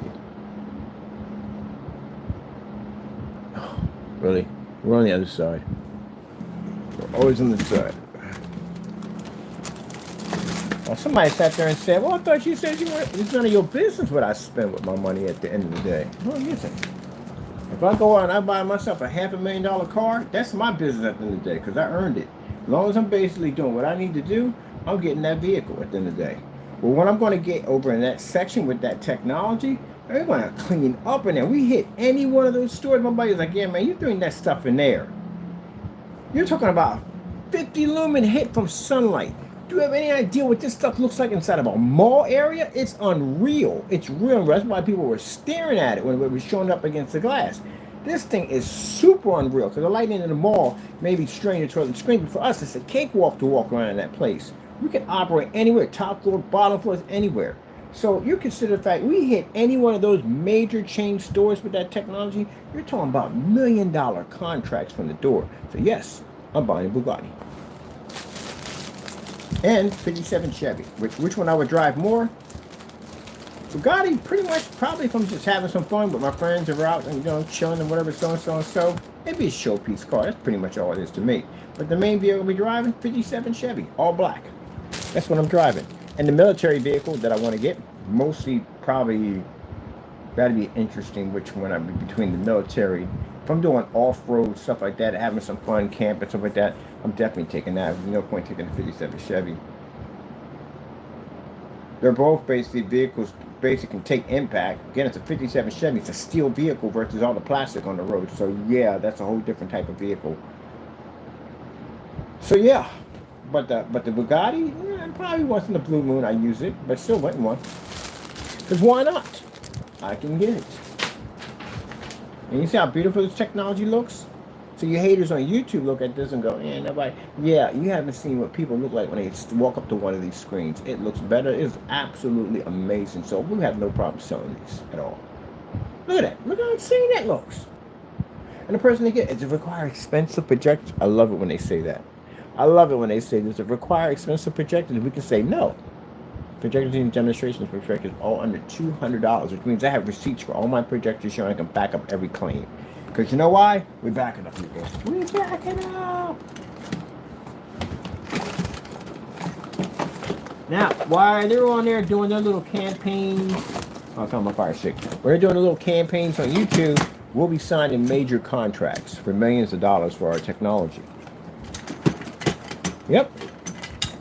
And while you're doing all that nonsense for other people, we'll have people watching your accounts because now you become of interest to us. Because, you know, you're doing stuff you shouldn't be doing to begin with. And that means we're no longer won't be watching you. Other individuals that we have hired will be watching you at the end of the day. And when they come back with enough evidence to us saying, hey, look, this is the activity, it continues on, this is where we hire a private investigator to figure out where you're at. So that way, later on, you can get one of those little black letters, because our letters are going to be black. That's how you know it's from us. It's a jet black letter. And when it comes in, you see it, envelope. It'll tell you at the end of the day that you're being sued for about a couple $1 million.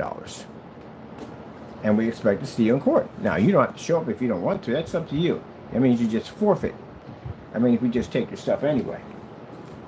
So we'll just tell you another letter will come out to you, letting you know that you didn't show up for court, that you forfeit, that this is the money you owe at the end of the day. And then this is where I don't get involved in this, but they contact a debt collector to go pick up our stuff. That's how that works. So, this is how it works. You want to keep your stuff. You don't want to go to jail. Don't touch things that don't belong to you. I don't care at the end of the day. If you sit there and say you don't like it, that's freedom of speech. I ain't got no problem with that. That's your opinion. As long as you're just not making up accusations that our products are this, that, and the other, because you're going to have to back that up in a courtroom. And I guarantee you, you will lose everything. I can't wait for the first people we sue. I can't wait. Because, again, it's on court record. It's going to be an example. If it comes up on court record, that means that this will show up even at a job interview.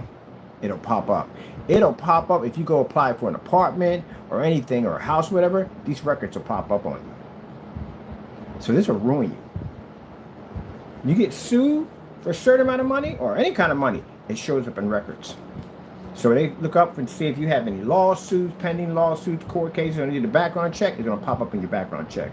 So you will wreck your life.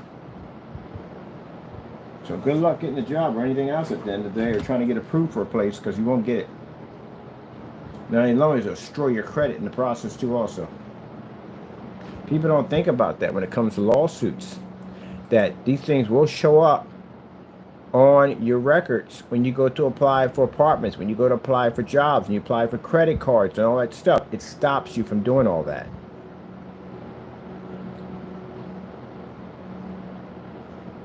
You got to think of the magnitude of these things. People think at the end of the day, oh, I don't have the money. At the end of the day, what's the worst they can do? No, it damages everything.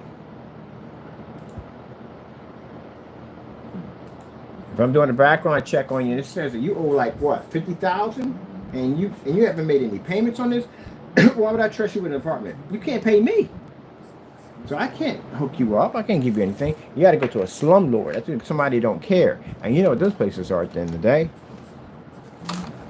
You run the risk of getting some kind of mold poison or whatever, getting sick, and even if you do sue them and get any money, guess what? You owe me. We take it from you, so you can't even sue. You owe money. See? Now, does that sound like that's worth paint at the end of the day? But some people actually did this. Because they told themselves the biggest lie of all times. Well, they'll never find me. Oh, yes, we will.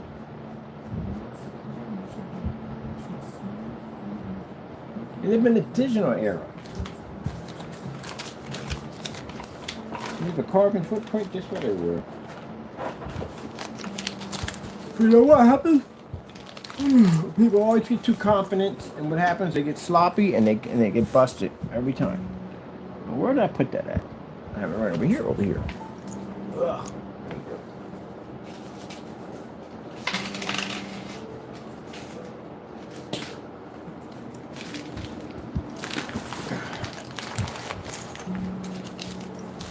I like to watch those shows where the guy says almost got away with it. They do the smallest things to get caught. They get this mastermind plan on how they're basically going to do something, and it'd be the smallest thing to get them caught every single time. Every time it'd be the smallest thing.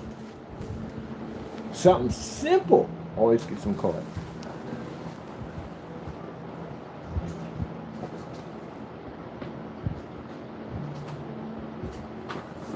Wow. That's the part that pretty much will drive you crazy when you're locked up. It's the fact that the smallest mistake that you made is what got you pinched. Like, you think if you could go back in time and fix it all, if you could go back in time, I wouldn't do it to begin with, knowing I was going to get caught. But it's always the smallest little thing that catches people. Sometimes it's your own conscience that does you in. Because you can't deal with it, it becomes overwhelming. Some people turn themselves in. Like, you say at the end of the day, like, hey, we would have never figured out it was you. But you can't get away with anything. I say you don't get away with anything on this planet. Everybody always makes a small mistake, but I like that. We almost got away with it. Small is simple. You would never even think. You can go over a plan and just perfecto. And you still would make some small mistake. Somewhere along the line, you would make a mistake. And that's what I find interesting. These are mastermind criminals who just always make the smallest mistake. This guy was a career criminal, and he's been in and out of jail and so forth, and he found out he had a twin. Never knew he had one. He had a twin. And he contacted him. The twin was just like him. He was the same person in trouble in the law. So they got this idea that we're going to rob this bank. We're going to get this garage. We're going to dig this tunnel underneath this garage, and we're going to hit this bank over here. Come up on the other end and rob this bank. They would use bikes. They didn't come back. Two of them came back the way under the tunnel, but the other guy had a garage. He was there all day long. So they didn't know there was another one in there. They know they had another twin. They never thought about this guy with a twin. So anyway, they robbed this place. As they're going through the tunnel, they're using a fire extinguisher to try to wipe out any kind of hair tissue, skin tissue, whatever. And as they're going through, it's hot in this tunnel. The guy takes off his glove and wipes his face. And as he's talking, after the guy sprayed through already, he stuck his hand on one of the pipes. His fingerprints were left behind. He didn't realize it. Meanwhile, after this place was robbed, they go looking around. Of course, they go to the career criminal because they don't know he has a brother. And they find out that, and mind you, by the way, when they came up on the other end, they didn't go straight to the garage. They came up on another location, and they came up. They took bikes, not motorcycles, pedal bikes, which is something hard to trace because there's really no tracks, to tell you the truth, on like a bike. So anyway, that's what they did. They got with all this money. So anyway, they meet up with the other brother. And around the conversation, guy was like, I have no idea what you're talking about. I was here all day. Is anybody here? I was here all day long. Everybody said, yeah, he was here all day long. So now the case got cold, right? But they go back out again. They have another conversation with this guy. And this guy is drinking out of a glass. And he drops the glass into the trash, right? And then the guys go over and they take the glass, soda container. They take the soda container, wrap it up, put it in the bag. His fingerprints are on it. And that's what they find out when they do a test between what happened. They saw in the pipe, the fingerprints found that this guy had an identical twin and they were lost at birth. That's how they caught him. Something that small. If he had never taken off his glove or touched that pipe, they'd have got away with it. Yep, they'd have got away with it. Like crazy stuff. It's the smallest stuff that gets them busted, and they did perfect planning, but they got away with it. What was the other guy? The hotel bank. In the hotel, they put all your watches and jewelry and all that stuff in. They had this big event. They figured that's the best time to hit this place. And these guys were professionals. They went in, and the guy said, look, whatever you do, don't take any designer jewelry. Because if you take designer jewelry, this is something that's custom made. It's one of a kind. It's not hard to track that down, that particular item down. When you see somebody wearing that, you automatically know what it's linked to. And this guy, when they first came in, they were casing out the joint. He saw this guy with this beautiful Rolex watch, and he wanted it. He was obsessed with that watch.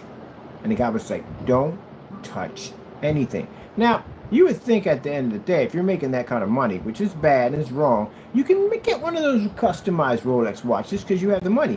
But he wanted that watch. That's what he wanted. So they get in there. They're knocking out the pins out of the safety deposit box to clean the place out, and he went over to his lot and took the watch. He had to have it. The jacked up part about it is that his girlfriend liked the watch also too, and she thought it looked nice. So she decided to wear it in the place, at the hotel, at a table when they were gambling, and the guy recognized his watch. And they got pinched. Yep, I like that. Almost got away with it. Almost got away with it. Yeah, you just never do. And then some people at the end of the day, they can't take it. I don't know what it is. The subconscious mind just can't take it. You dream about it, have nightmares about it, the whole 9 yards. It gets so badly that you're paranoid constantly all the time, and they turn themselves in. They can't handle it. They can't take it. That's crazy. Unless to give it to you. Like that guy who basically that Brinks truck opened up in the back, and they gave him the money because they were too embarrassed to admit that they made a mistake and their truck opened up and money cut out. And all he had to do was keep his mouth shut. Don't tell anybody. At the end of the day, it came out of the truck. You know what I mean? It didn't happen. Just take this. There's a waiver right here. Sign right in agreement. Goodbye. And then money drove him crazy. You know, he killed himself. He didn't even rob the truck at all, period. He just happened to be at the right place at the right time when a door opened up on a Brinks truck and money just popped out and he just happened to be there. There was nobody around. There were no dye packs in it, nothing. He didn't even know how much money he had. He put 2 big bags in the back of his car and drove back. This happened in Philadelphia. And drove back. It's a true story, too. Drove back to his apartment and opened the bag. It was like something like 20 million in there. It's crazy.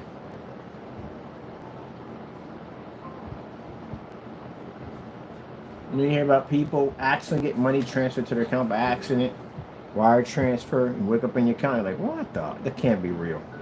You look at it again like, no. You got $12 million sitting in your account. I would return it. $12 million pops up in my account. It's going back.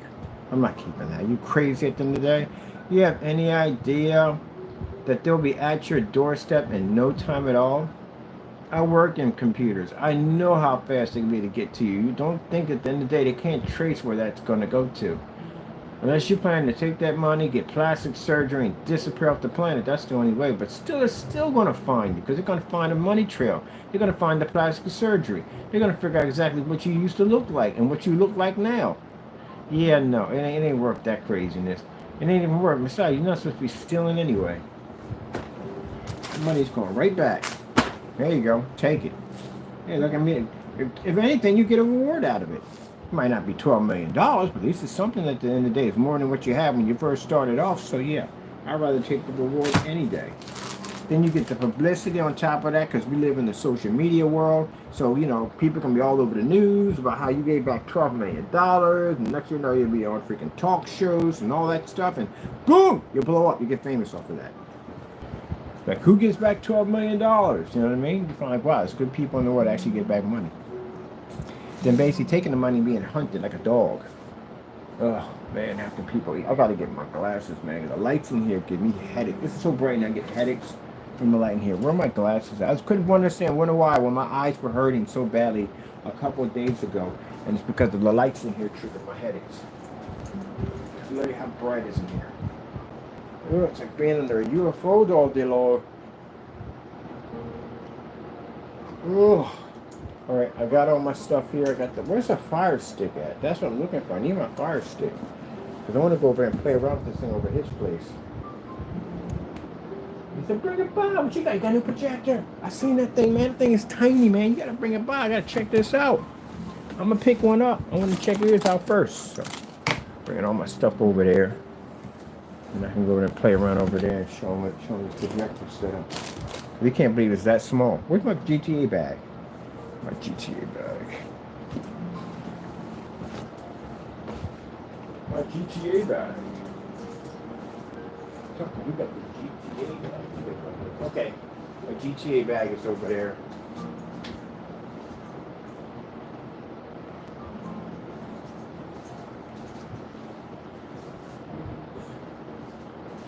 Yeah. I was over at the vet yesterday. No, Taco got all his shots. My sister got this big German Shepherd. Gee whiz, that sucker's huge. I had no idea them dogs literally get that big. I keep forgetting how big German Shepherds get. They got that dog as a puppy. That thing is huge. You know, it's funny. A dog inside the house looks different. A dog inside the house looks like a dog inside the house. When you bring them outside, they get bigger for some reason. That thing was huge. I was like, man, we're in the back of the car. His first time ever being in a car. He was excited. He don't know. You know, he's just going through a lot of transition. Like, don't yell at him. Let's just play some music, and classical music always helps him calm down. You know, just hold his leash, let him know it's going to be okay, have some fun. We sat in the back seat together. I really got covered in dog hair from top to bottom, but he didn't make a difference. So went in there, took him out, took him for a walk for a little bit. So I'm going to be walking him this summer. take him out and get him out and walk around, stuff like that, because the owner right now, he has some work he has to do, and I'm going to be doing some dog sitting. So I got time. I can take him out for a walk. Taco gets along with him. They get along perfectly well. They've been friends since pups. So since he was a pup, so I'm going to be walking around. Man, he's big. That's a big German Shepherd. He's got to be mixed with something because he's big. There was another one that came in there too. There's another big one that came in there. But he's dog friendly. He just ain't people friendly. That sucker take your head off. I don't know what. He's very protective. He'll take your head off. But man, he's big. He's a big guy at the end of the day. So yeah, I'll take him out. We got some free time. Besides, I'm going to be around anyway with this whole setup and everything. It'll give me a chance to get him out and let him have some fun. Bring Taco out and I can work out and test on my screens and stuff like that. So yeah, get him out. And I've met a bunch of dog people, so it'd be fun to meet some other people. Yep. I keep forgetting. Yeah, they gotta train him because man, they gotta train him where he basically walks on one side and one side only. He can't be going back and forth between your legs because he'll trip you up. You'll fall over. So I gotta train him. Ah, man, look at that Taco. Look at Taco. You get to be around your cousin. Hey, cousins. That's his cousin. At the end of the day. So that'd be good. Get to hang around his cousin. Get to hang around some other people I know. And they can see him, bring him down. Got all his shots. He got his freaking paperwork. Everything's done. I'm gonna get him a nice little collar with his name across it. I might get him a tie. I'm gonna get him a tie. Get him a tie and get Taco a tie. The little businessman. The little businessman. And walk around.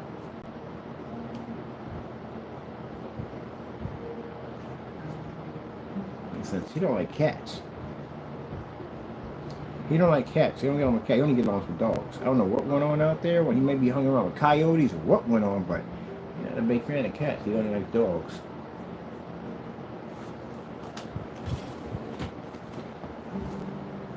So yeah, Taco, we're gonna get a French Bull Terrier or whatever. I'm gonna get one of those. French Bull Terrier. Alright people, that's basically about it. Showed you the technology. We got the new stuff over here with the black technology. I was gonna show you some gaming, but I got some stuff to do right now. I gotta be out the door. I got some stuff I gotta do. Got some people I gotta talk to today about some things and some stuff we're working on for our new technology. Once we get this thing figured out, because now this screen is changing. We got so many different versions of it we can design. We got this new blue over here, and then on top of that, we're gonna be converting that to an invisible, super invisible, translucent, transcend. Oh, I gotta think of the name of that. I can't remember the name of it. Wait, transparent. Let's put it this way. But either way, transcend or whatever. But anyway, so there's another version of it too, and that version actually involves an actual physical screen. Well, that's physical screen coding for whatever we want to code it with. But we got an actual screen we're actually building with the coding, and it's designed to. I can't say too much about it, but it's designed for some really cool abstract art or something, a showpiece, art piece, something you want to set up in your home or something. But it's actually a fish tank. It's pretty cool. So it's an actual screen. My buddy's going to 3D print it. Like I said, he got a printer over there that can print car doors, car parts. So that's what he was doing at first. He was printing car parts and stuff. So yeah, he got a big boy over there, big machine over there. So we in here, we're talking for a while. And he said, yeah, man, I can design whatever you need. Just let me know. So this is going to be a really cool looking screen. Okay, and you've seen the new technology. The new one we have here now. Now we got another one to add to the pack. All right, let me see. I hear music playing. So you're there. And let me see. And we still got the Fallout PC. We ain't forgot about that. Just got me caught up in work right now. That's the reason why I haven't gotten back to that. But we did. We bought everything we needed. I bought brushes, black paint, which we need. Got some more of that brown paint that we need to make the whole rust look to it. Of course, we got to get the caulking for that. We got that too. So we got everything there to get that party started. So we can get back to working on this. But first, I just got the Cumi projector and I started working on that. Because again, I was waiting for the Cumi to get here. But this is going to be a part of our new gaming screen paint, or gaming screen. And technically we don't need it. The whatchamacallit does the same thing. It doesn't give the... I like that. I like the transfusion screen. But then again, I want to do a side-by-side with that screen, the clear one, and the darker one, to see how that would react to gaming applications.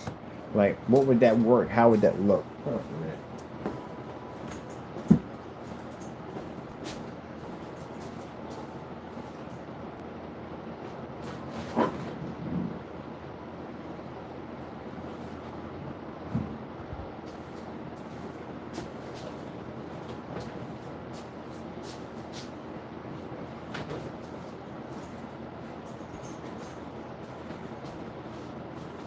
Where are you going? Where are you going? Oh, Taco's Toys. Always Taco's Toys. Always always.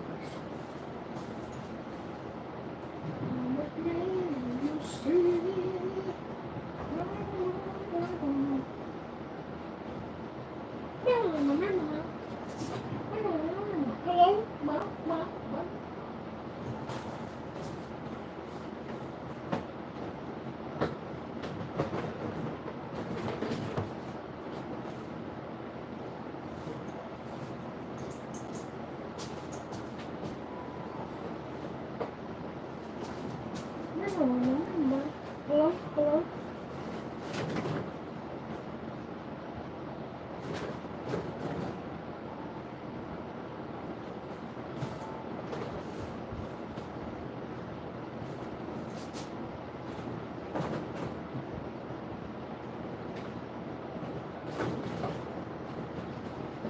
Came out. Okay. In there.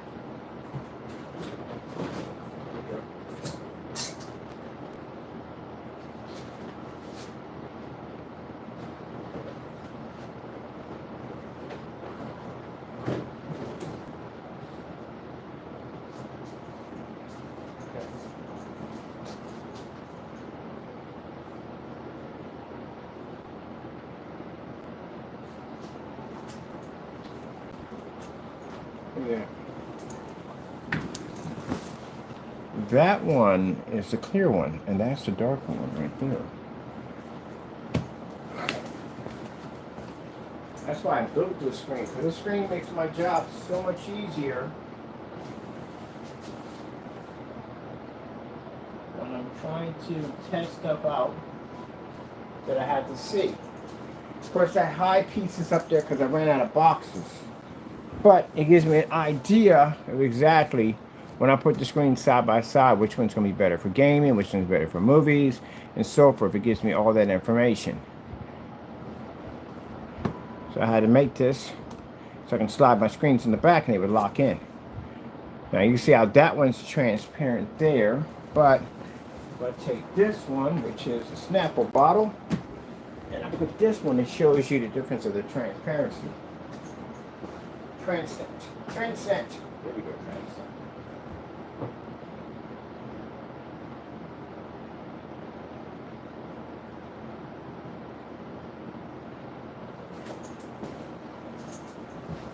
So there's a Snapple bottle on that side right there. That shows you the difference. Let's just fire this up for a minute and have a look.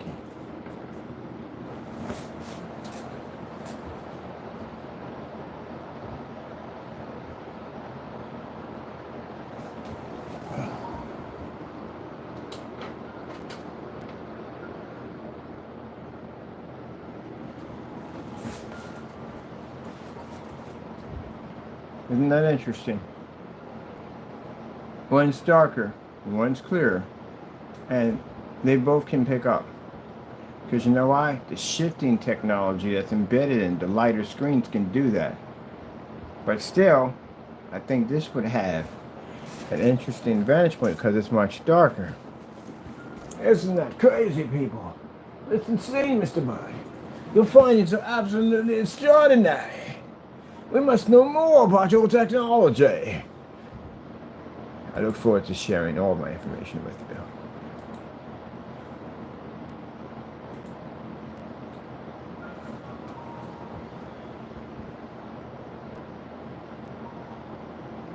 Isn't that crazy? I can't wait. Soon people will be able to walk in and get to click, have the lights on, like it ain't nothing. Like a bam, Luigi with the squeegee. Just like that. You come in and turn your lights on, and your screen just fire up. Like, can you imagine how amazing that would be? No more stuck in these dark, dim environments anymore. Just come and turn your lights, boom, screen just pops on. My buddy's getting a 200-inch screen with this technology. In his condo. That's what he's setting up. So he wants to just come in and go, boop. I can see me turn my lights on. The lights can go transfer through the screen. You got your condensed light and pushing through your screen. It won't even phase it. He cannot wait to show it off. Got a lot of rich buddies at the end of the day. He said, I can't wait to show it off. He said, all of them going to want it. Every single one going to want it. And it's going to be so affordable that even if you're working minimum wage, like even if you're making like $5 an hour, minimum wage. We know you're making minimum wage at $5 an hour, but if you were making $5 an hour, working part-time, you can still afford this technology. It's not out of reach. Still can afford it. Let's see. So the everyday Joe can get it too. It ain't like, oh, you know, you gotta have money like that in order to get one of these. Like, no, but I can get the same thing you can get too. There you go.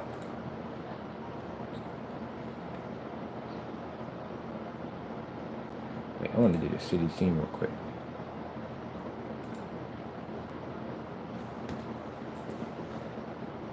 Now, what you see in the middle, that's the overlap. The screens overlapping each other. That's the middle right there.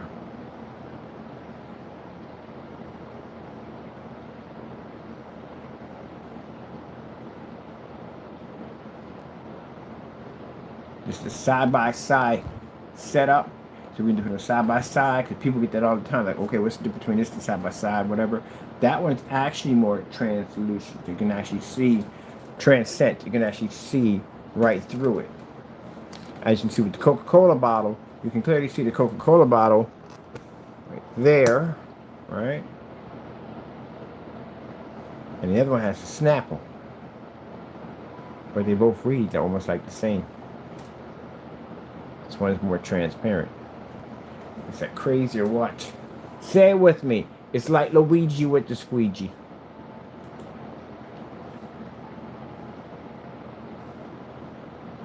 If you say that in your day, Luigi with the squeegee, then you understand what I'm talking about. If you deny the Luigi with the squeegee, you're in denial. You are in denial. I be in the car messing with my friends like this. When they off on Saturday and Sunday, I be like, yo, he said, how you like that pizza? Man, it's like Luigi with the squeegee. You know, what you mean? I said, it's like Luigi with the squeegee. And then now I got him saying it. He's going around saying it now. His wife says it. His kids say it. Yes, soon the world will say Luigi with the squeegee. Like at the end of the day, I say it so much. I got my customers saying it at the end of the day all the time. At the end of the day, at the end of the day, at the end of the day, at the end of the day, at the end of the day, at the end of the day, there you go. So any of you are a person at the end of the day, you're a naysayer, you don't like me, you're saying at the end of the day all day long, I guarantee you, I'm in your head rent free. You're just saying, end of the day, like, oh crap, saying the same thing he's saying. Yeah, it's kind of a catchy word. It's a catchy word, but now we got Luigi with the squeegee. Because that's what it's like. Look at how crisp and clean that is, people. Look how clean that is. That's absolutely beautiful. We got the invisible technology next to the darker technology. What's it like? Say it with me. Luigi with the squeegee. I gotta go bug some people today right now. See some of my people, they're like, ah, crap. You're all hyped up. What did you eat today? I was like, 2 gumdrops. I'm wired. Absolutely wired. A whimsical. That's my favorite word right there, is whimsical. Wanted to eat at freaking Popeye. Not Popeye, Chick-fil-A. I love Chick-fil-A. Wanted Chick-fil-A. I'm never getting the grill. I tried something different. I didn't like it. Just stuck to the old. But anyway, it was still eatable anyway. But we was over in there, and it was like, so I was trying my sister's salad. She had a man with beef and meat and chicken. Because I usually don't make my salad. My salads are pretty boring. So I don't know how to hook it up. At the end of the day, I don't know what to put in it. Then I just put basically lettuce and tomatoes and maybe a little ham and cheese. And that's basically with some French dressing. That's it. That's me. That's all. That's all that's in there. She's like, you don't put no egg, no corn, nothing in there, no celery, nothing. I was like, nope, just same old plain salad. So I tried some of hers, and man, its salad was banging. It was whimsical, baby. Whimsical. That's when you say at the next, pizza's absolutely whimsical. Added into your vocabulary. Pizza's absolutely busting. It is freaking whimsical, my lord. Look how clean that is. That is absolutely crystal clean in this fully lit environment on this translucent technology. Here we go. Let's get some fire up in here. Good-ah. Good-ah. Good-ah. Good-ah. There he goes. Boom. Man, I know I'm supposed to be out the door, but I'm having fun with it. Like, oh yeah, I was in there talking on YouTube about this insane stuff that they were working on. It's absolutely crazy. I'm watching it. When it comes out, I'm getting the screen. I got people requesting for 150-inch screens. They want 135. They want some big screens with this technology. Because now they already got it in their head. When I walk in, man, just, doop, my screen will come on. While other people sitting in the dark worrying about where the coffee table's at. And you will find it. Yes, you will. Well, you won't find it. Your kneecaps will find it. They'll definitely find it, all right. Definitely find it. Except when your kids Matchbox cars or whatever. Timber, in our demonstrations, you can see everything in your environment without being in the dark.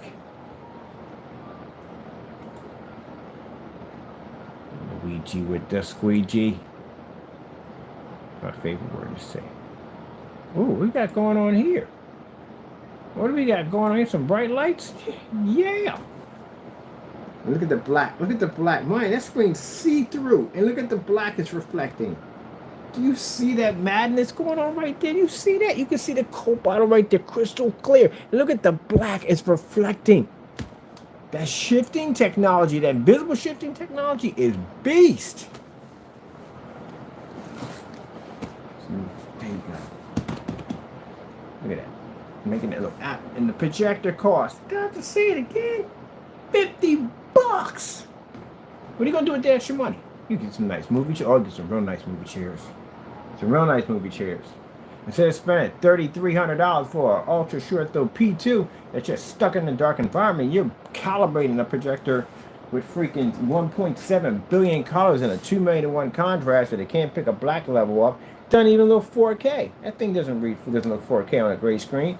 Technically, people sit there and say that 4K is used for gray screens. No, it's not. You're so backwards on that. It's not even funny. Go to any forum site. The first thing they're going to tell you that darker screens are better for 4K and 1080p projectors. Not lighter screens. Where do we get this from? It's definitely not Luigi with the squeegee, and it's definitely not whimsical. So no, that's the last thing you want to use. Because again, common sense, which basically, I hate to say it, well, no, I hate to say it, it is true, they don't have it. Because again, listen up to me before you leave the room so you can understand what I'm talking about. You don't know what you're talking about. Yeah, come back here, I got something to say to you. First things first, your contrasting you have on your projector, you know how that actually works? That means the darker your screen, the better chances you have of picking up a darker shade of gray. You do not see black. You want to go to court on that? How much you willing to wager? Let's put all your stuff up. I take all your stuff that you have, everything out of your banking account, everything. Let's wager that in court. You can take all my stuff. Heck, I'll give you the ingredients within my technology at the end of the day. You go to court and say your product reads a 1% black level, that light paint you have. Oh, yeah, you don't want to do that, do you? All right, there we go. Move on. Anyway, as I'm saying before, that the reason why they advise you to use darker screens because your contrast technology in your projector is going to pick up much better than on a lighter gray screen. A lighter gray screen is not going to read the contrast that's on a projector. It's going to have a much better chance on a much darker screen. That's why the Black Diamonds and the Dark Star 9s, the more darker gunmetal screens, pick up better on those projectors than they do on lighter screens, because lighter screens can't read the contrast levels because they can't read it because they have a much lighter and higher white level. That's why. That's why they advise you, if you're using a 1080p projector with the high contrast capability, this is best used with darker screens. That's why they require, when you look at any high-end or any kind of form of 1080p or 4K, they usually have heavier contrast levels attached to them. And they're used on much darker screens. That would be to utilize that contrast capabilities due to the fact that the surface is darker, unlike a surface that's lighter. So you're not supposed to be using 4K and 1080p projectors with lighter screens.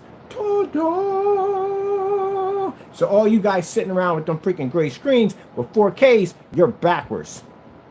And you'll believe me, go to Form Site and ask. Tell them Mr. Bird sent you. Tell them that Mr. Bird sent you. Like, I came here, Mr. Bird sent me. Oh, we know Bird at the end of the day. What did he say?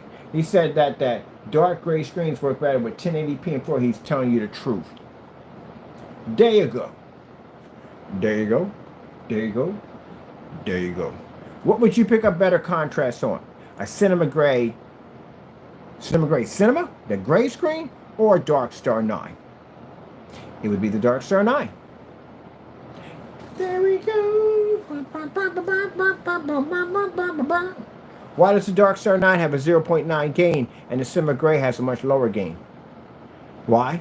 Because they can absorb better screen. They're darker screens. They're able to absorb light, where the lighter screens can't do it. That's why the lighter screens have lower gain and the darker ones have heavy. Let me do my dance again.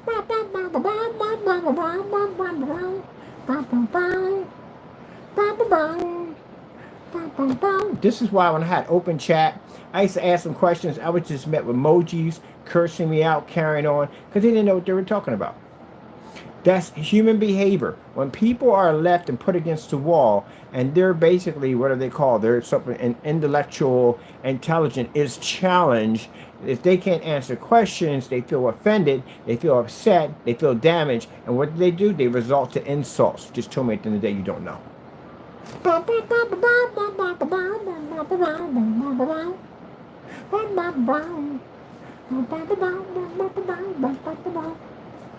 Pretty much it. A person who knows what they're talking about is going to be able to have this intellectual conversation with me and explain exactly what I'm saying back to them. They don't become offensive. They don't get upset and angry because they know the answer. They know what they're talking about. Therefore, they don't feel like they're being belittled. And you weren't being belittled. You were just asked a simple, basic question, which you cannot answer due to the fact that you are unknowledgeable to answer the question to begin with. Answer the question. Did you or did you not say on your channel that your screen paint could read the Infinity 1 contrast level? Answer me now! We're in some kind of like our court, ancient court, medieval court, whatever. Answer me now! Or off to the gallows! Off to the gallows you go! And if you were basically in the area of the Salem witch hunts, they would accuse you of being a witch. Because at the end of the day, if you're telling me that a gray screen... Wait a minute. Does he say that his gray screen can pull a contrast level? 100%. What kind of witchery is this? I say he's a witch. He looks like a witch. He is a witch. They would take you to the dunking station. You ever seen the dunking station? They stick in, they dunk you. They almost you drown you. Picking is a drowning station, but yeah. So if it's jacked up on how it was. If you survive this thing, that means you're a witch. If you drown, that means you're not a witch. It's messed up because there's no way to win this thing. Yeah. And they burn you at the stake. That's another one they did. They're constantly burning people at the stake. Burn, burn, burn, burn, burn. Impossible. Impossible. Not even excusable. No way, sir. Dare you come to me with these shenanigans, waste my time on these fictional stories that he's telling. He is telling stories. He makes this claim that his product pulls up this contrast level, even though the screen is gray. It's not even possible. You'd be laughed among your peers. Your peers would laugh at you at the end of the day. You would have to prove this theory in order to come back and show your face among them. Ha ha ha! Oh my goodness, here he comes right now with his outlandish lies about how his project can ultimately pull a dark color, and we all know it doesn't.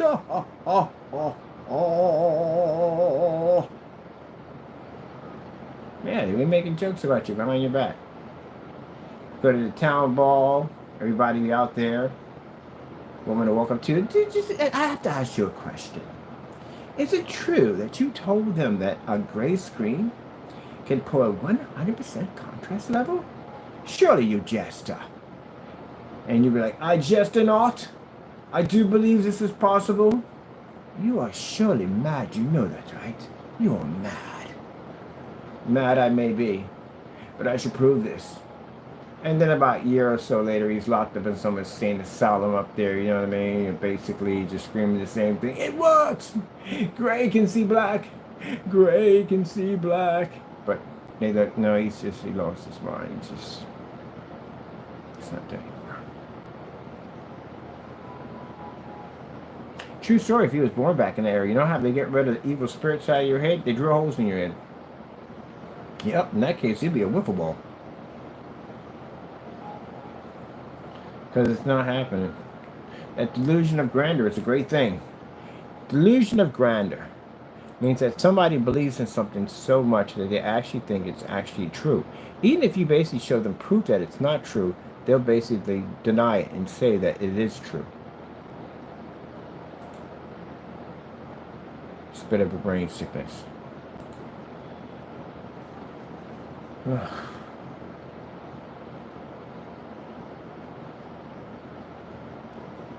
Bum, bum, bum, bum, bum, bum, bum. You always make me feel alright. You always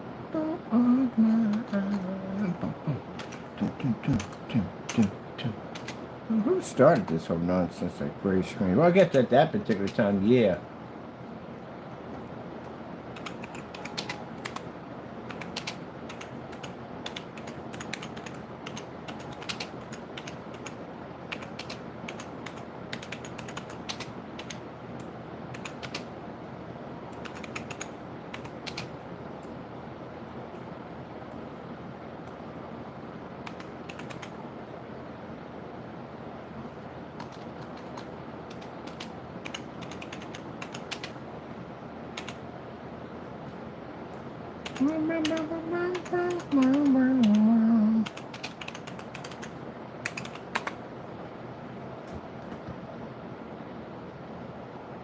All right, so you ready for this piece of information? It's going to hurt some people at the end of the day. All right, I'm just saying, get the Kleenex ready. Get it ready. Get it ready. Get it ready, because you will need this. This is going to be crushing to your spirit and your soul. So I would suggest basically get some Kleenex. Now, I told you that the theory behind, if someone points out to you that these grayer screens work better with 4K, they don't. And I'm explaining to you why this individual who did these products on light gray screens, mind you, never put a dark product up. You never noticed that. The UV and Frankenstein was never in front of that projector. And the reason why is because they had difficult times reading white lights, white levels. If your projection, if your product is darker and it's can't read white light correctly, an ultra short though will plague the daylights out of it. It will. For some reason, they have difficult time picking up on darker screens. This is why I noticed when I got sample sheets, the sample sheets for the ultra short those were slightly a little lighter than the actual screen that was long throw was much darker. So that's one of the things I noticed when I was testing out certified when it came to their ultra short throw counterparts. So basically, if you're talking about using a 4K or 1080p, it's best used with darker screens because, again, as I told you before, the contrast you're going to have on your projector is going to reflect better if the screen is much darker. You pick up your contrast levels better. Where a lighter screen, you're just not going to be able to generate that. You're going to have all kinds of difficulties. So right here, you can go to any form site you want. You can look it up. It says right here, generally HD, 1080p, and 4K projector performance is better on darker gray projector screens. Yes, as I told you, that's the theory.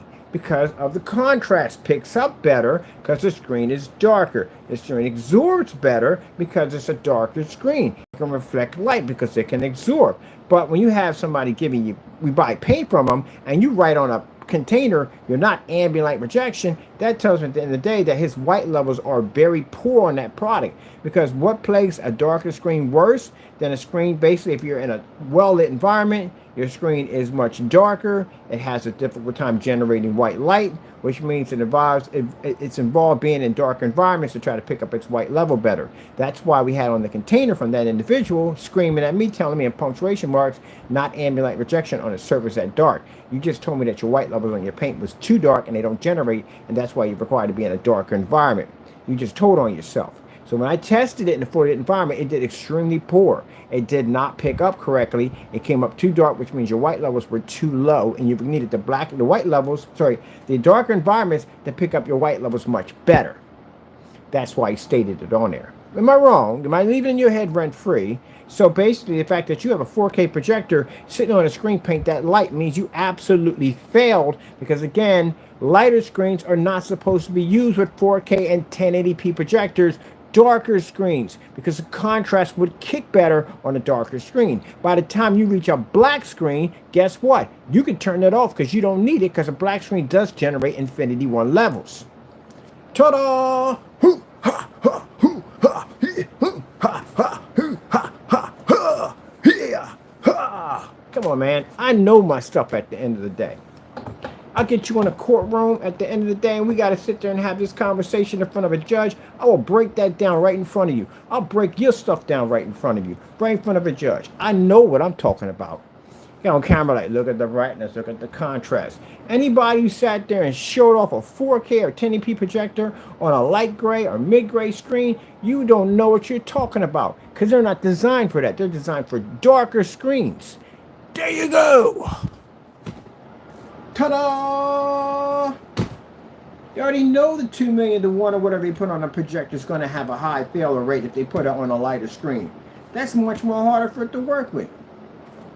A darker screen is going to be able to pick up much better darker shades, because again, it's going to blend better with that whole contrast technology that it has on it. But our technology is straight black, so that means we don't need it, which means 4K projectors look amazing in our technology, because we can generate the Infinity 1 instead of using the contrast in the projector, which are required in a gray screen, a darker gray screen at that. We can pick it up much better, because we pick up a 100% Infinity level, which means you need no rating whatsoever when it comes to your projector. Ta-da-da-da-da-da.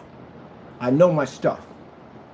So basically, if I was to spit the knowledge I got in my brain right now, I would literally crush these jokers with no problem whatsoever on any level, any platform, whether it be curved projection screen, rear projection screen, outside demonstration, technology, whatever. At the end of the day, been there and done it. You see my other channel at the end of the day? You've seen all the stuff I built and designed. I know so many different forms of projection screens I've actually engineered, even levitating screens at the end of the day, they haven't even showed you how to build. So my knowledge versus them, please, I can run circles around them all day long. Gee whiz Louise. See, every once in a while I got to open up that box of knowledge and crush some people with it. Every once in a while. So no, everything they're doing online right now, they don't know what they're doing. And you want to challenge me in court on that? Seriously? You want to have me speak to you like this in a courtroom? You will get shut down. You're like, what? Wait, what did he say? What did he say? I might be speaking in Japanese, so I'm never going to learn it, understand it. There you go. Don't know what they're doing. At all. It says it right there. Go to any forum site, it'll tell you the same thing. It's not supposed to be used on light gray screens or white screens. You're not supposed to use 4K or 1080p projectors. Kadoosh! Now, I'm about to say it. Whimsical, baby. Whimsical. And what I'm about to say, what's the word for the day? Luigi with the squeegee. That's what I'm talking about. It's Mario, baby. It's Mario. See what I mean? I got to knock out that knowledge on them at the end of the day. They sitting there dumbfounded like, Yeah, so all the demonstrations you did on that great Cinemax, you were so backwards on that. I had people laughing and form like, what the freak? You got a 4K sitting on top of a gray screen. Yeah, you didn't know what you were doing. You had it backwards. You're supposed to be on darker screens to pick up better, because of the contrast on those screens. You think a 2 million to 1 is going to pick up? Oh, that's why I didn't pick up anything. Oh my goodness! If you put that on a darker gray product versus that lighter mix and pull that contrast, it would have picked up a little better. But the problem is white levels are poor. What do we say, people? Luigi with the squeegee. All right, I gotta go. I can come over here and have fun like that. At the end of the day, educate people that need to be educated. You try to leave the room real quick. You came in and came back out. Got educated, didn't you? Got educated. Learned something new today? You just realized that all the YouTube videos you just shot on that Cinemax light made mix at the end of the day was not compatible for that projector at all, period. Your contrast was completely useless on it, because it doesn't work. They work on darker screens.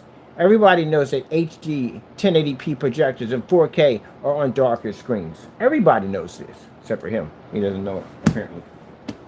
So you want backwards, completely backwards in all those videos. And then to have a darker mix saying it's not ambient light projection, you definitely want backwards on that. The darker screens have a better chance of absorbing light. What are you doing? What are you talking about? You're backwards. Oh my goodness, man, you're wasting that much time and all your videos are incorrect. Oof, Luigi with the squeegee.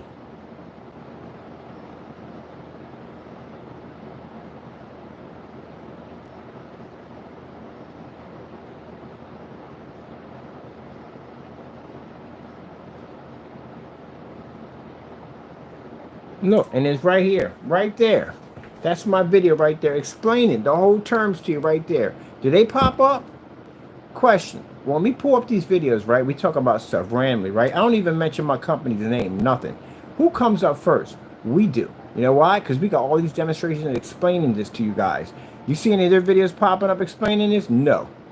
Because they don't do these tests at all, period. That's why we always pop up. They don't.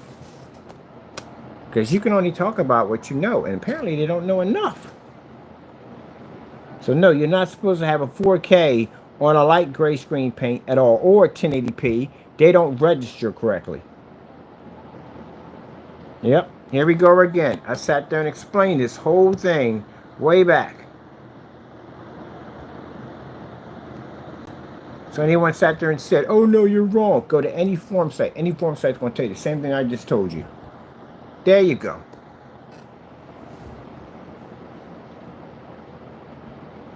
I'm going to get myself a Mario Kart with a windshield and go clean it with a squeegee. So I'm like, where you at, man? I got my Mario Kart out here and I'm cleaning my windshield with the squeegee. With the squeegee.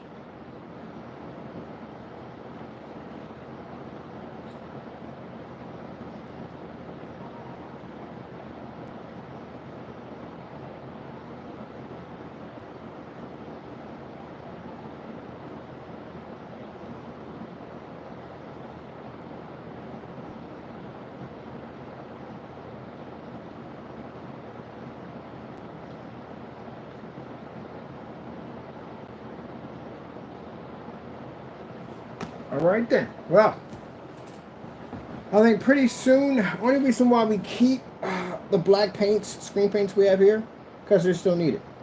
If it was me, it'd be all this. Definitely would be all this. All physical screens would be this.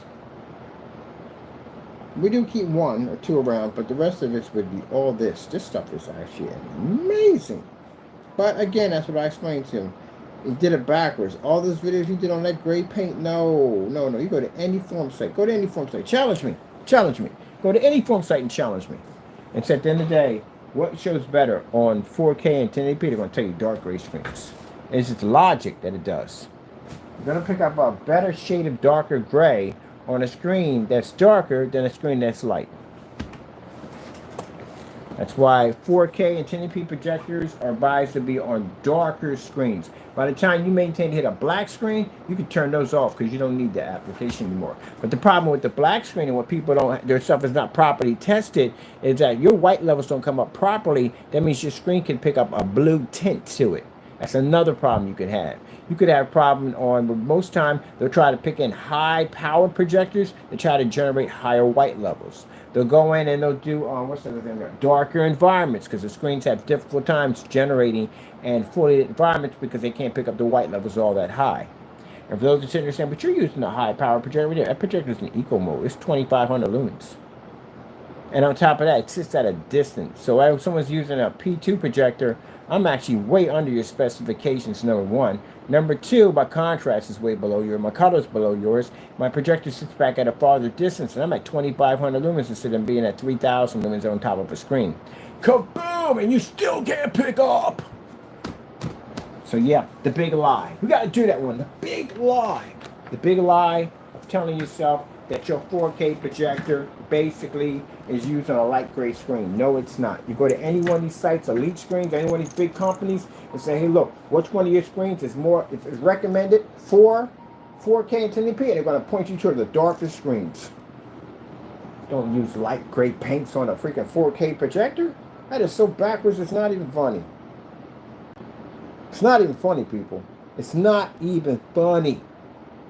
Not even funny. All right. Hope you enjoyed. We had fun here. We had a great talk. Got a chance to check out some new technology. Got a chance to check out this other technology we have here, the new black, which we have darker. Now we got the translucent screen over there.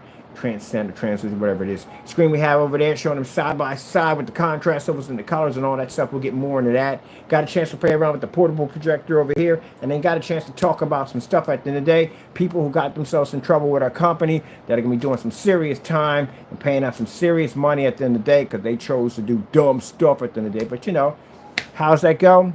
You play stupid games, you win stupid prizes. In this case, you got the entire whole collection of prizes. You got door number 1, door number 2, door number 3, door number 4, door number 5. Should I keep going? It's a lot of doors at the end of the day. We'll be here all day long. But they won all of them. They won all the prizes. All of them. They won them all. All of them. Remember Price is Right?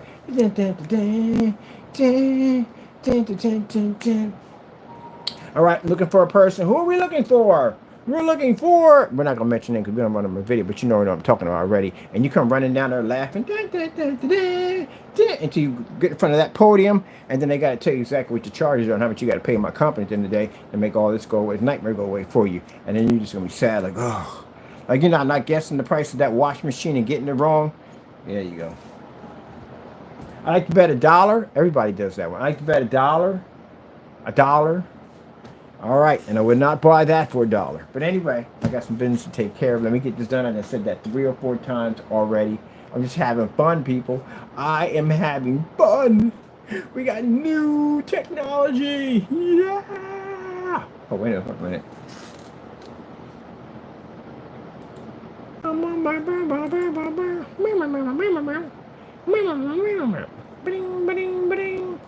It's a long story short. Something I saw on a freaking TikTok video stuck in my head. Let me see. Where do we have microphones at, man? Microphones. You're bugging me. Get in there. I gotta get 2 sets of these babies. 2 sets. Kakoosh. Kakoosh. Let me see. Bam. I'm gonna see this for a minute. Let's check this out. Boom. Ooh, I told you that clear, that technology, the one we got is crystal clear. It is freaking sick. Look at that.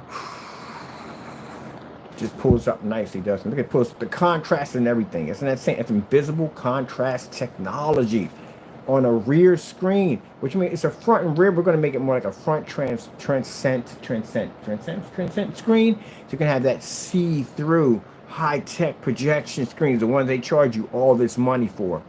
Yep, and you can pick up that beautiful contrast over. You know why? Because it's using contrast shifting invisible technology.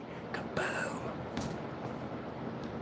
And we're going to have these in curved screens too. Some of us requesting curved screens. Yeah, we're doing curves. I got to have a curve for myself. Why not?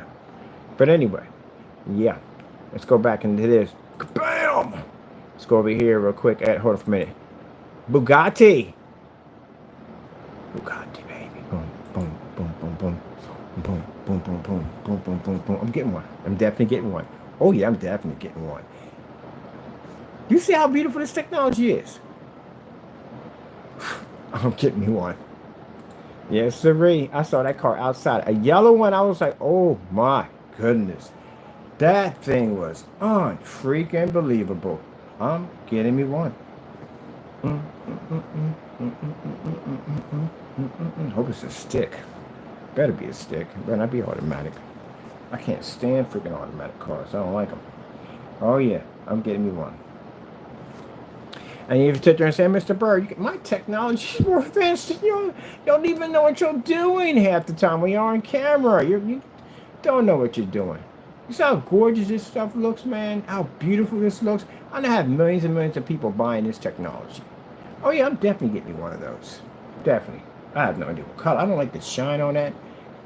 I don't even know what color to tell you, honestly. But either way, I have more than enough money from what my company's going to pull in to be able to run all types of Christian programs to help out anybody that I need to. Heck, I can make a person a millionaire overnight. I'm going to have so much money. But my technology is going to be used to help other people out. But I do plan to buy some cool stuff for myself, like that car over there, which now I want, because I saw one of those, an actual write-up. I walked on top, I was like, good gracious, you got to be kidding me. Oh yeah, that car is beautiful. I'm a beautiful. Except for, I think the grill in the front, I do want my grill to light up. Because he had his was lit up, it was real nice. Now I'll be out there hating him at the end of the day, like, oh yeah, this guy right here, blah, blah, blah. No, I walked on and said, man, that's a beautiful car. Because I'm not petty like that. I don't got time to be jealous over something. I don't waste that kind of energy. That's energy I could be putting in something positive to get something like that. If I want something, I go earn it. So I like that car, and I'm going to get that car. But I congratulate him and said, that's a beautiful vehicle. I freaking loved him. He let me ask him a couple of questions. He's a real nice person at the end of the day. Yeah. And he's asked me some questions and stuff, and I showed him what I did for a living, these high-end screens and stuff. And he was also looking at it and said, man, are you going to make these for the home? Like, 'cause I got this big TV in there, and at the end of the day, I'd rather have to, there you go. You make connections at the end of the day. If you spent your time not hating on everybody, you would be making connections with people that can rise you up on the ladder. I could have came out there and been jealous about his car, gave him evil, nasty looks at the end of the day. This man could have connections that could help me out at the end of the day. I ain't got a time for that jealousy nonsense. That's why you guys are where you're at right now, and that's why I'm about to be driving that right there. And you've seen the time and effort that I put in to basically push my videos on YouTube. Imagine when I take that same energy out here and push it. I'm getting me that vehicle. I haven't decided what color, but I'm getting one. It's interesting because I said when I was in the mall showing off that technology and coming out, and my boy was like, man, you're going to be super rich. And there that car was staring me when I walked out the door. It was like, it was meant to be. It was meant to be. So, you go buy your e-bike. I'm driving a $500,000 car. All right, I'm out of here. I'm going to go get me some food. I think I want a bagel today. A bagel. I got an urge for a bagel, like a bagel is calling me. And you know what? I'm going to tell you something. He could have did something positive. Anytime you get an opportunity, you have the ability to turn that into an opportunity. Now, running a business out of that place you can too, because you're getting a lot of trouble. But that whole bike thing he got riding around, he could have did something with that. Now you're trying to do something with it. I see you trying to do something with it. That you're done at the end of the day right now. The way you attacked my company and my people and friends, you are done. Monday morning, I'm going to reach back out to that building. I know my emails hit. I know who we talk to. We contact everybody down there. I know my stuff already hit already. I'm not done with you. When I get done, I'm sending them court documents. I'm sending them down police reports, lawsuits that are being filed against you, showing that we're stepping up every level to prosecute you. And this is going to reach a caseworker, by the way. I told you I got people in my family who work for Section 8 and housing assistant and all that stuff. So it's definitely going to reach them. So good luck on all that. Should have thought about that. He had an opportunity, got into a nice place. Those places are hard to get into. Anyone would tell you at the end of the day, a single person getting into one of the places, it's extremely rare. They're more safe for single mothers and families getting there. You're a single person, you get in one of those places, you are super blessed. Because they always look past those people all the time. He took that blessing and destroyed it. Destroyed it. Stole from God and destroyed it. And by the way, they know about that too. They know about your Facebook page. We sent them all the pages that he had. Asked them for donations. We asked them the cash apps. All that stuff. All that stuff is documented. Everything was sent to them. So that they know not only you're in there committed, you're not in there attacking our company and attacking my people, my family and carrying on, but they know that you was running a scam in there, an internet scam, which means you were posing as a minister, which you are not clearly a minister, and that you were taking money from people, which means that's considered to be theft, identity theft, scamming, the whole 9 yards. That's everything needed there to get an eviction for you. Plus additional charges, which is a 7-year prison sentence if you're convicted of that, or 2 years, that's around that. It's a cybercrime either way, because it's online. He took money from people. It's different. It's still bad if you go out and you're faking like you're a minister. That's still bad then. It's still identity theft, because you can't do that. But if you're taking money from people, that's a whole nother set of problems for you. And yeah, his caseworker's going to be contacted on it. So they're going to go through all his stuff right now, his PayPal account and all that stuff, to see exactly on the investigation end, to see exactly how many people donated to him, and they're going to contact them and let them know that they were scammed.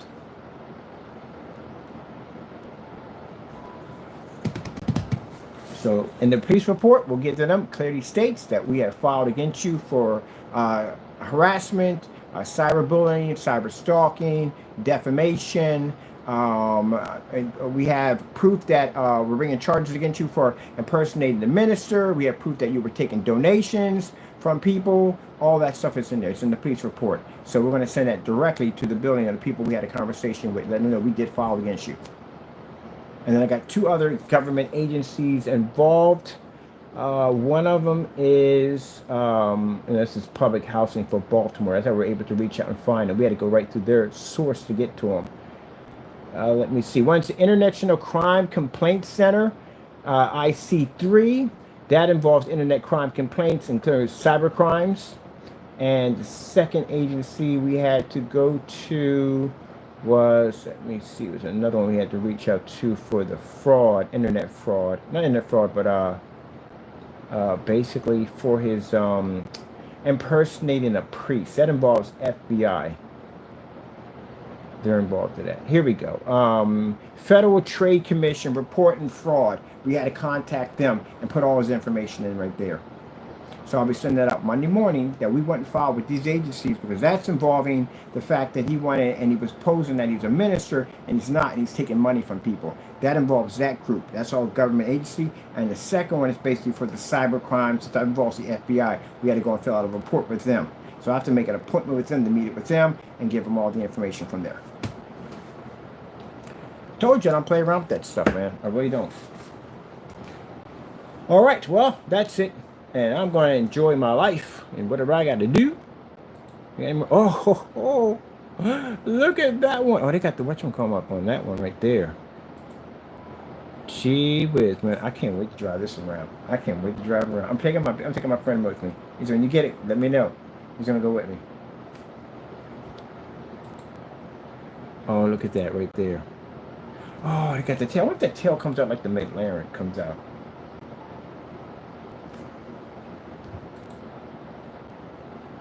Now I see how these rich, super rich people don't want to pay taxes at the end of the day. Their tax, we're going to pay more than our taxes. I'm going to pay a lot of taxes. I want to pay more than the average person pays, because that money goes to other stuff. It goes to help a lot of people out. So why not? I don't care if they tax me at the end of the day. I don't care how many. I don't want tax breaks. If we get tax breaks, I'm taking the very same tax break. I'm putting it right back into the system. That's what I'm going to do. So if we donate something and you get a tax write-off, we take the tax write-off and we donate it in something. And then they give us something for that. We just keep pushing it back in, because I'm not keeping it. I'm not in it to basically to make tons of money and put my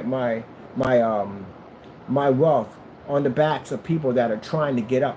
I'm trying to help those people get up, trying to help them get the ladder. So I'm supporting small businesses, all that stuff. You can't go to the bank, you can't get a loan, we'll support you. We'll come in and set up, because I wanted to do that from day one. Get them shipping containers. I did all that research on them, how to turn them into nice little restaurants and stuff. Everybody wants to start doing business, but people can't get a hand up because maybe the credit's not good enough. Maybe they feel that they don't make enough money. They make it hard for them. So I want to make it easy for them, that they can go and get established and get it set up. Just come in, sign the paper, we get the document right here on the contract. You pay us back something like out of 100, we only want like 20%, rest is yours, and that's all we ask for is the payback. And you go in and you start your business. That helps people at the end of the day. That person starting a business means he can hire that next man to get a job. And that man gets a job working at that place at the end of the day. It builds the economy. It builds everybody up. Instead of banks making it super hard for somebody to start a business. Some people I know at the end of the day make some amazing food. And you go, man, you should open up a restaurant. But they can't. Because the system is designed to keep them from rising up. So that's where my company comes in. We're going to make it so they can make it easy for them to even get everything they need. We'll have the equipment set up in these units. Anything they need, we'll have it all set up for them, all preset. And they just pay us 20% and they keep the rest. That's easy. But see, the reason why it doesn't work well, because you know why? Greed. That's why. Always wanting more. Not giving more, wanting more. There you go. So that's what I'm planning to do with the money we make out of all this technology. Give people opportunities to basically start their own business. And one day we'll have a huge program where people can come in and they can start a business. There you go. Everybody has that right to be their own boss. They got that right. Only problem is they can't, because the system is designed to keep them down. That's why. We just we'll do it differently. You know, guys, people make, if I had the kind of money that Eon had at the end of the day, I would put so much that into helping other people out, it'd be just be crazy. I would have just taken a lot of that money and put into helping people out. There's just so many things you could do for other people to help them out. People want to be greedy. I don't know how much money does one need at the end of the day, and you still want more. Like, how could you possess and want more? That's crazy. These people don't even know what it's like. They don't even know what hunger is. They don't know anything about any of that stuff whatsoever. Now, some of the people probably grew up and had nothing and became millionaires. Those are people that don't forget. They don't. Some of the people still give back a lot, and they do. But there's just so many things you can do with it. Now, my lifestyle today is pretty simple. I do want one of those vehicles. I like it. I would like to drive one of those around. It'd be pretty cool to have at the end of the day. Do I need 10 of them? Heck no. What the freak do I need 10? I'm not going to drive 10 of those. That's stupid. That's a waste of money. That's money can be given to somebody else at the end of the day. That's a lot of money. You waste on 10 vehicles you're never really going to drive. I can just give that money to somebody else. I ain't taking it with me. Definitely not taking that with me. At least I get a chance to drive around for a little bit before I leave off this earth and get to help a lot of people out in the process. So, yep, I want to do all of that stuff. Everything with our company. And the Lord's already opened up all doors. Even though the devil has tried to come in and try to destroy what I built, and he's trying his hardest, it's not going to work. That's what I'm explaining to you. Everything that these jokers try, it's not going to work. That's why he's in the situation he's in right now on Monday morning. Because, again, he did things he shouldn't have done. So I got to talk to some people about that whole thing. That's why I'm glad license inspection and all that stuff. I want to research all that stuff because this will come in handy when I start these little food truck. Oh, I definitely want to do food trucks. I want to do food trucks because we can put our screens on the back of them. And people can eat. I tell people eating outside and watching movies up the side of a truck, stuff like that. Yeah, we can put our screens in there. And this will give somebody a chance to get a food truck, get it up, get it running at the end of the day. You know what I mean? That'd be pretty cool. We can start a program of food trucks. Easy application to get one of them. To start your own business. You're just leasing the truck from us, and we got it done at a reasonable price, but at least you can make a profit. It's a shame when they raise the rent so high in some of these places that how do you expect these people to make a profit? They can't make a profit. They're too busy paying rent at the end of the damn bills and all that stuff. That's why I'm going to do every single one. We're going to be solar powered. They're solar powered. There is internal batteries and all that other cool stuff I'm working on. You don't need any form of electric bill at the end of the day because it's all would be free. All power would be free. Not hard to do it. I actually watched the research on actually running a lunch truck off all solar energy. Pretty fascinating too. It's worth the money at the end of the day. So yeah, I got plans other than basically buying fancy cars and all that stuff. I got plans to help a lot of people out, but I ain't getting one. Ooh, I might get mine. Oh, you know what? I might get mine. I love my favorite anime is Fooly Cooly. I might get a Fooly Cooly Bugatti. I love Fooly Cooly. That's my favorite cartoon. Of course, the other seats for Taco. Ain't that right, Taco? Give him a little jacket and say, Bugatti. It's the Bugatti.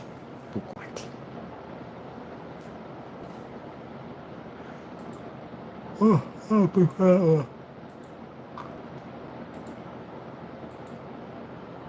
That I do like. That is pretty hot.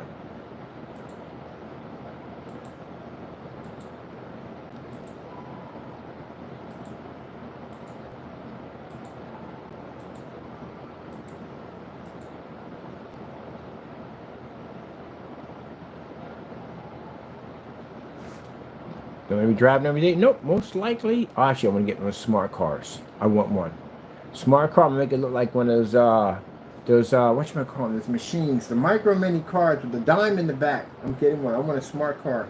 I want one when I ride, the little key turns in the back. Oh, man, I definitely want a smart car. But I want little road hugger tires on it. It's going to be pretty cool looking. My buddy's going to do the paint job on it. All right, people, we got to go. We got things to do. I got things to do. I'm pretty sure you got things to do. Yeah. Ooh. I'm curious. How much does a Bugatti cost?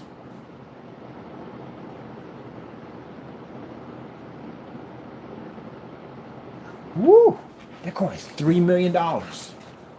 We could get that. Don't want to spend $3 million for a car? I I can't do that.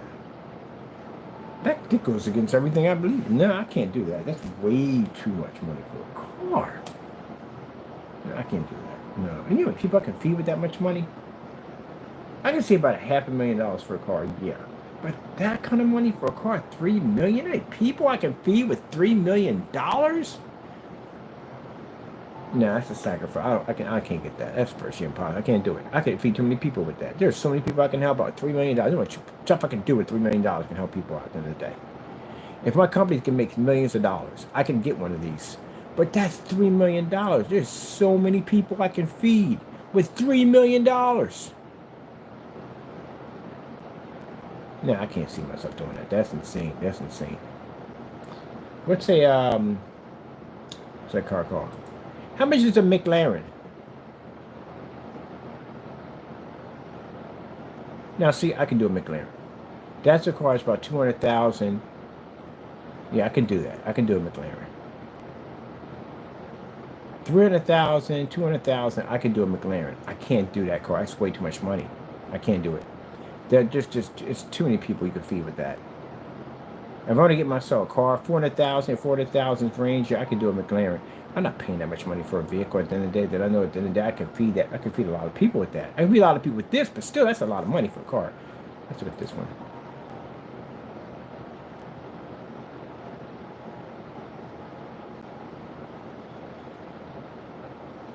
Oh, this is the one that got the tail that comes up out of it and pushes it back in. Ooh, okay.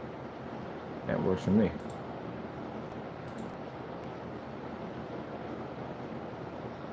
Yeah, I can do that. I'm not paying that kind of money. That's just way too much, man. That's money I can be dumping into somebody else to help them out at the end of the day. Nope. Well, that's changed. That is not for us. Putting that money towards somebody else. That's way too much money to throw in a car. Could I be able to get it with the contract I got coming in? Yeah, I'd be able to get that car. No problem. Would I spend that kind of money? Not that kind of money at the end of the day. That's insane. That's literally a lot of people I can feed with that kind of money. How many businesses I can start for other people with that? There's no way in the world I can see myself buying around a vehicle that much money. No, I can't do it.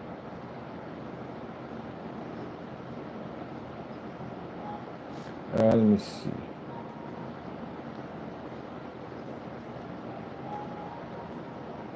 All right, you paid that much money for that car? That's insane. No, I can't see that. I can't do it. I can't see myself doing that. There's so much people. That's a lot of money I can be doing to somebody, helping people out. Nope. All right, people. Be blessed. Oops. Bam.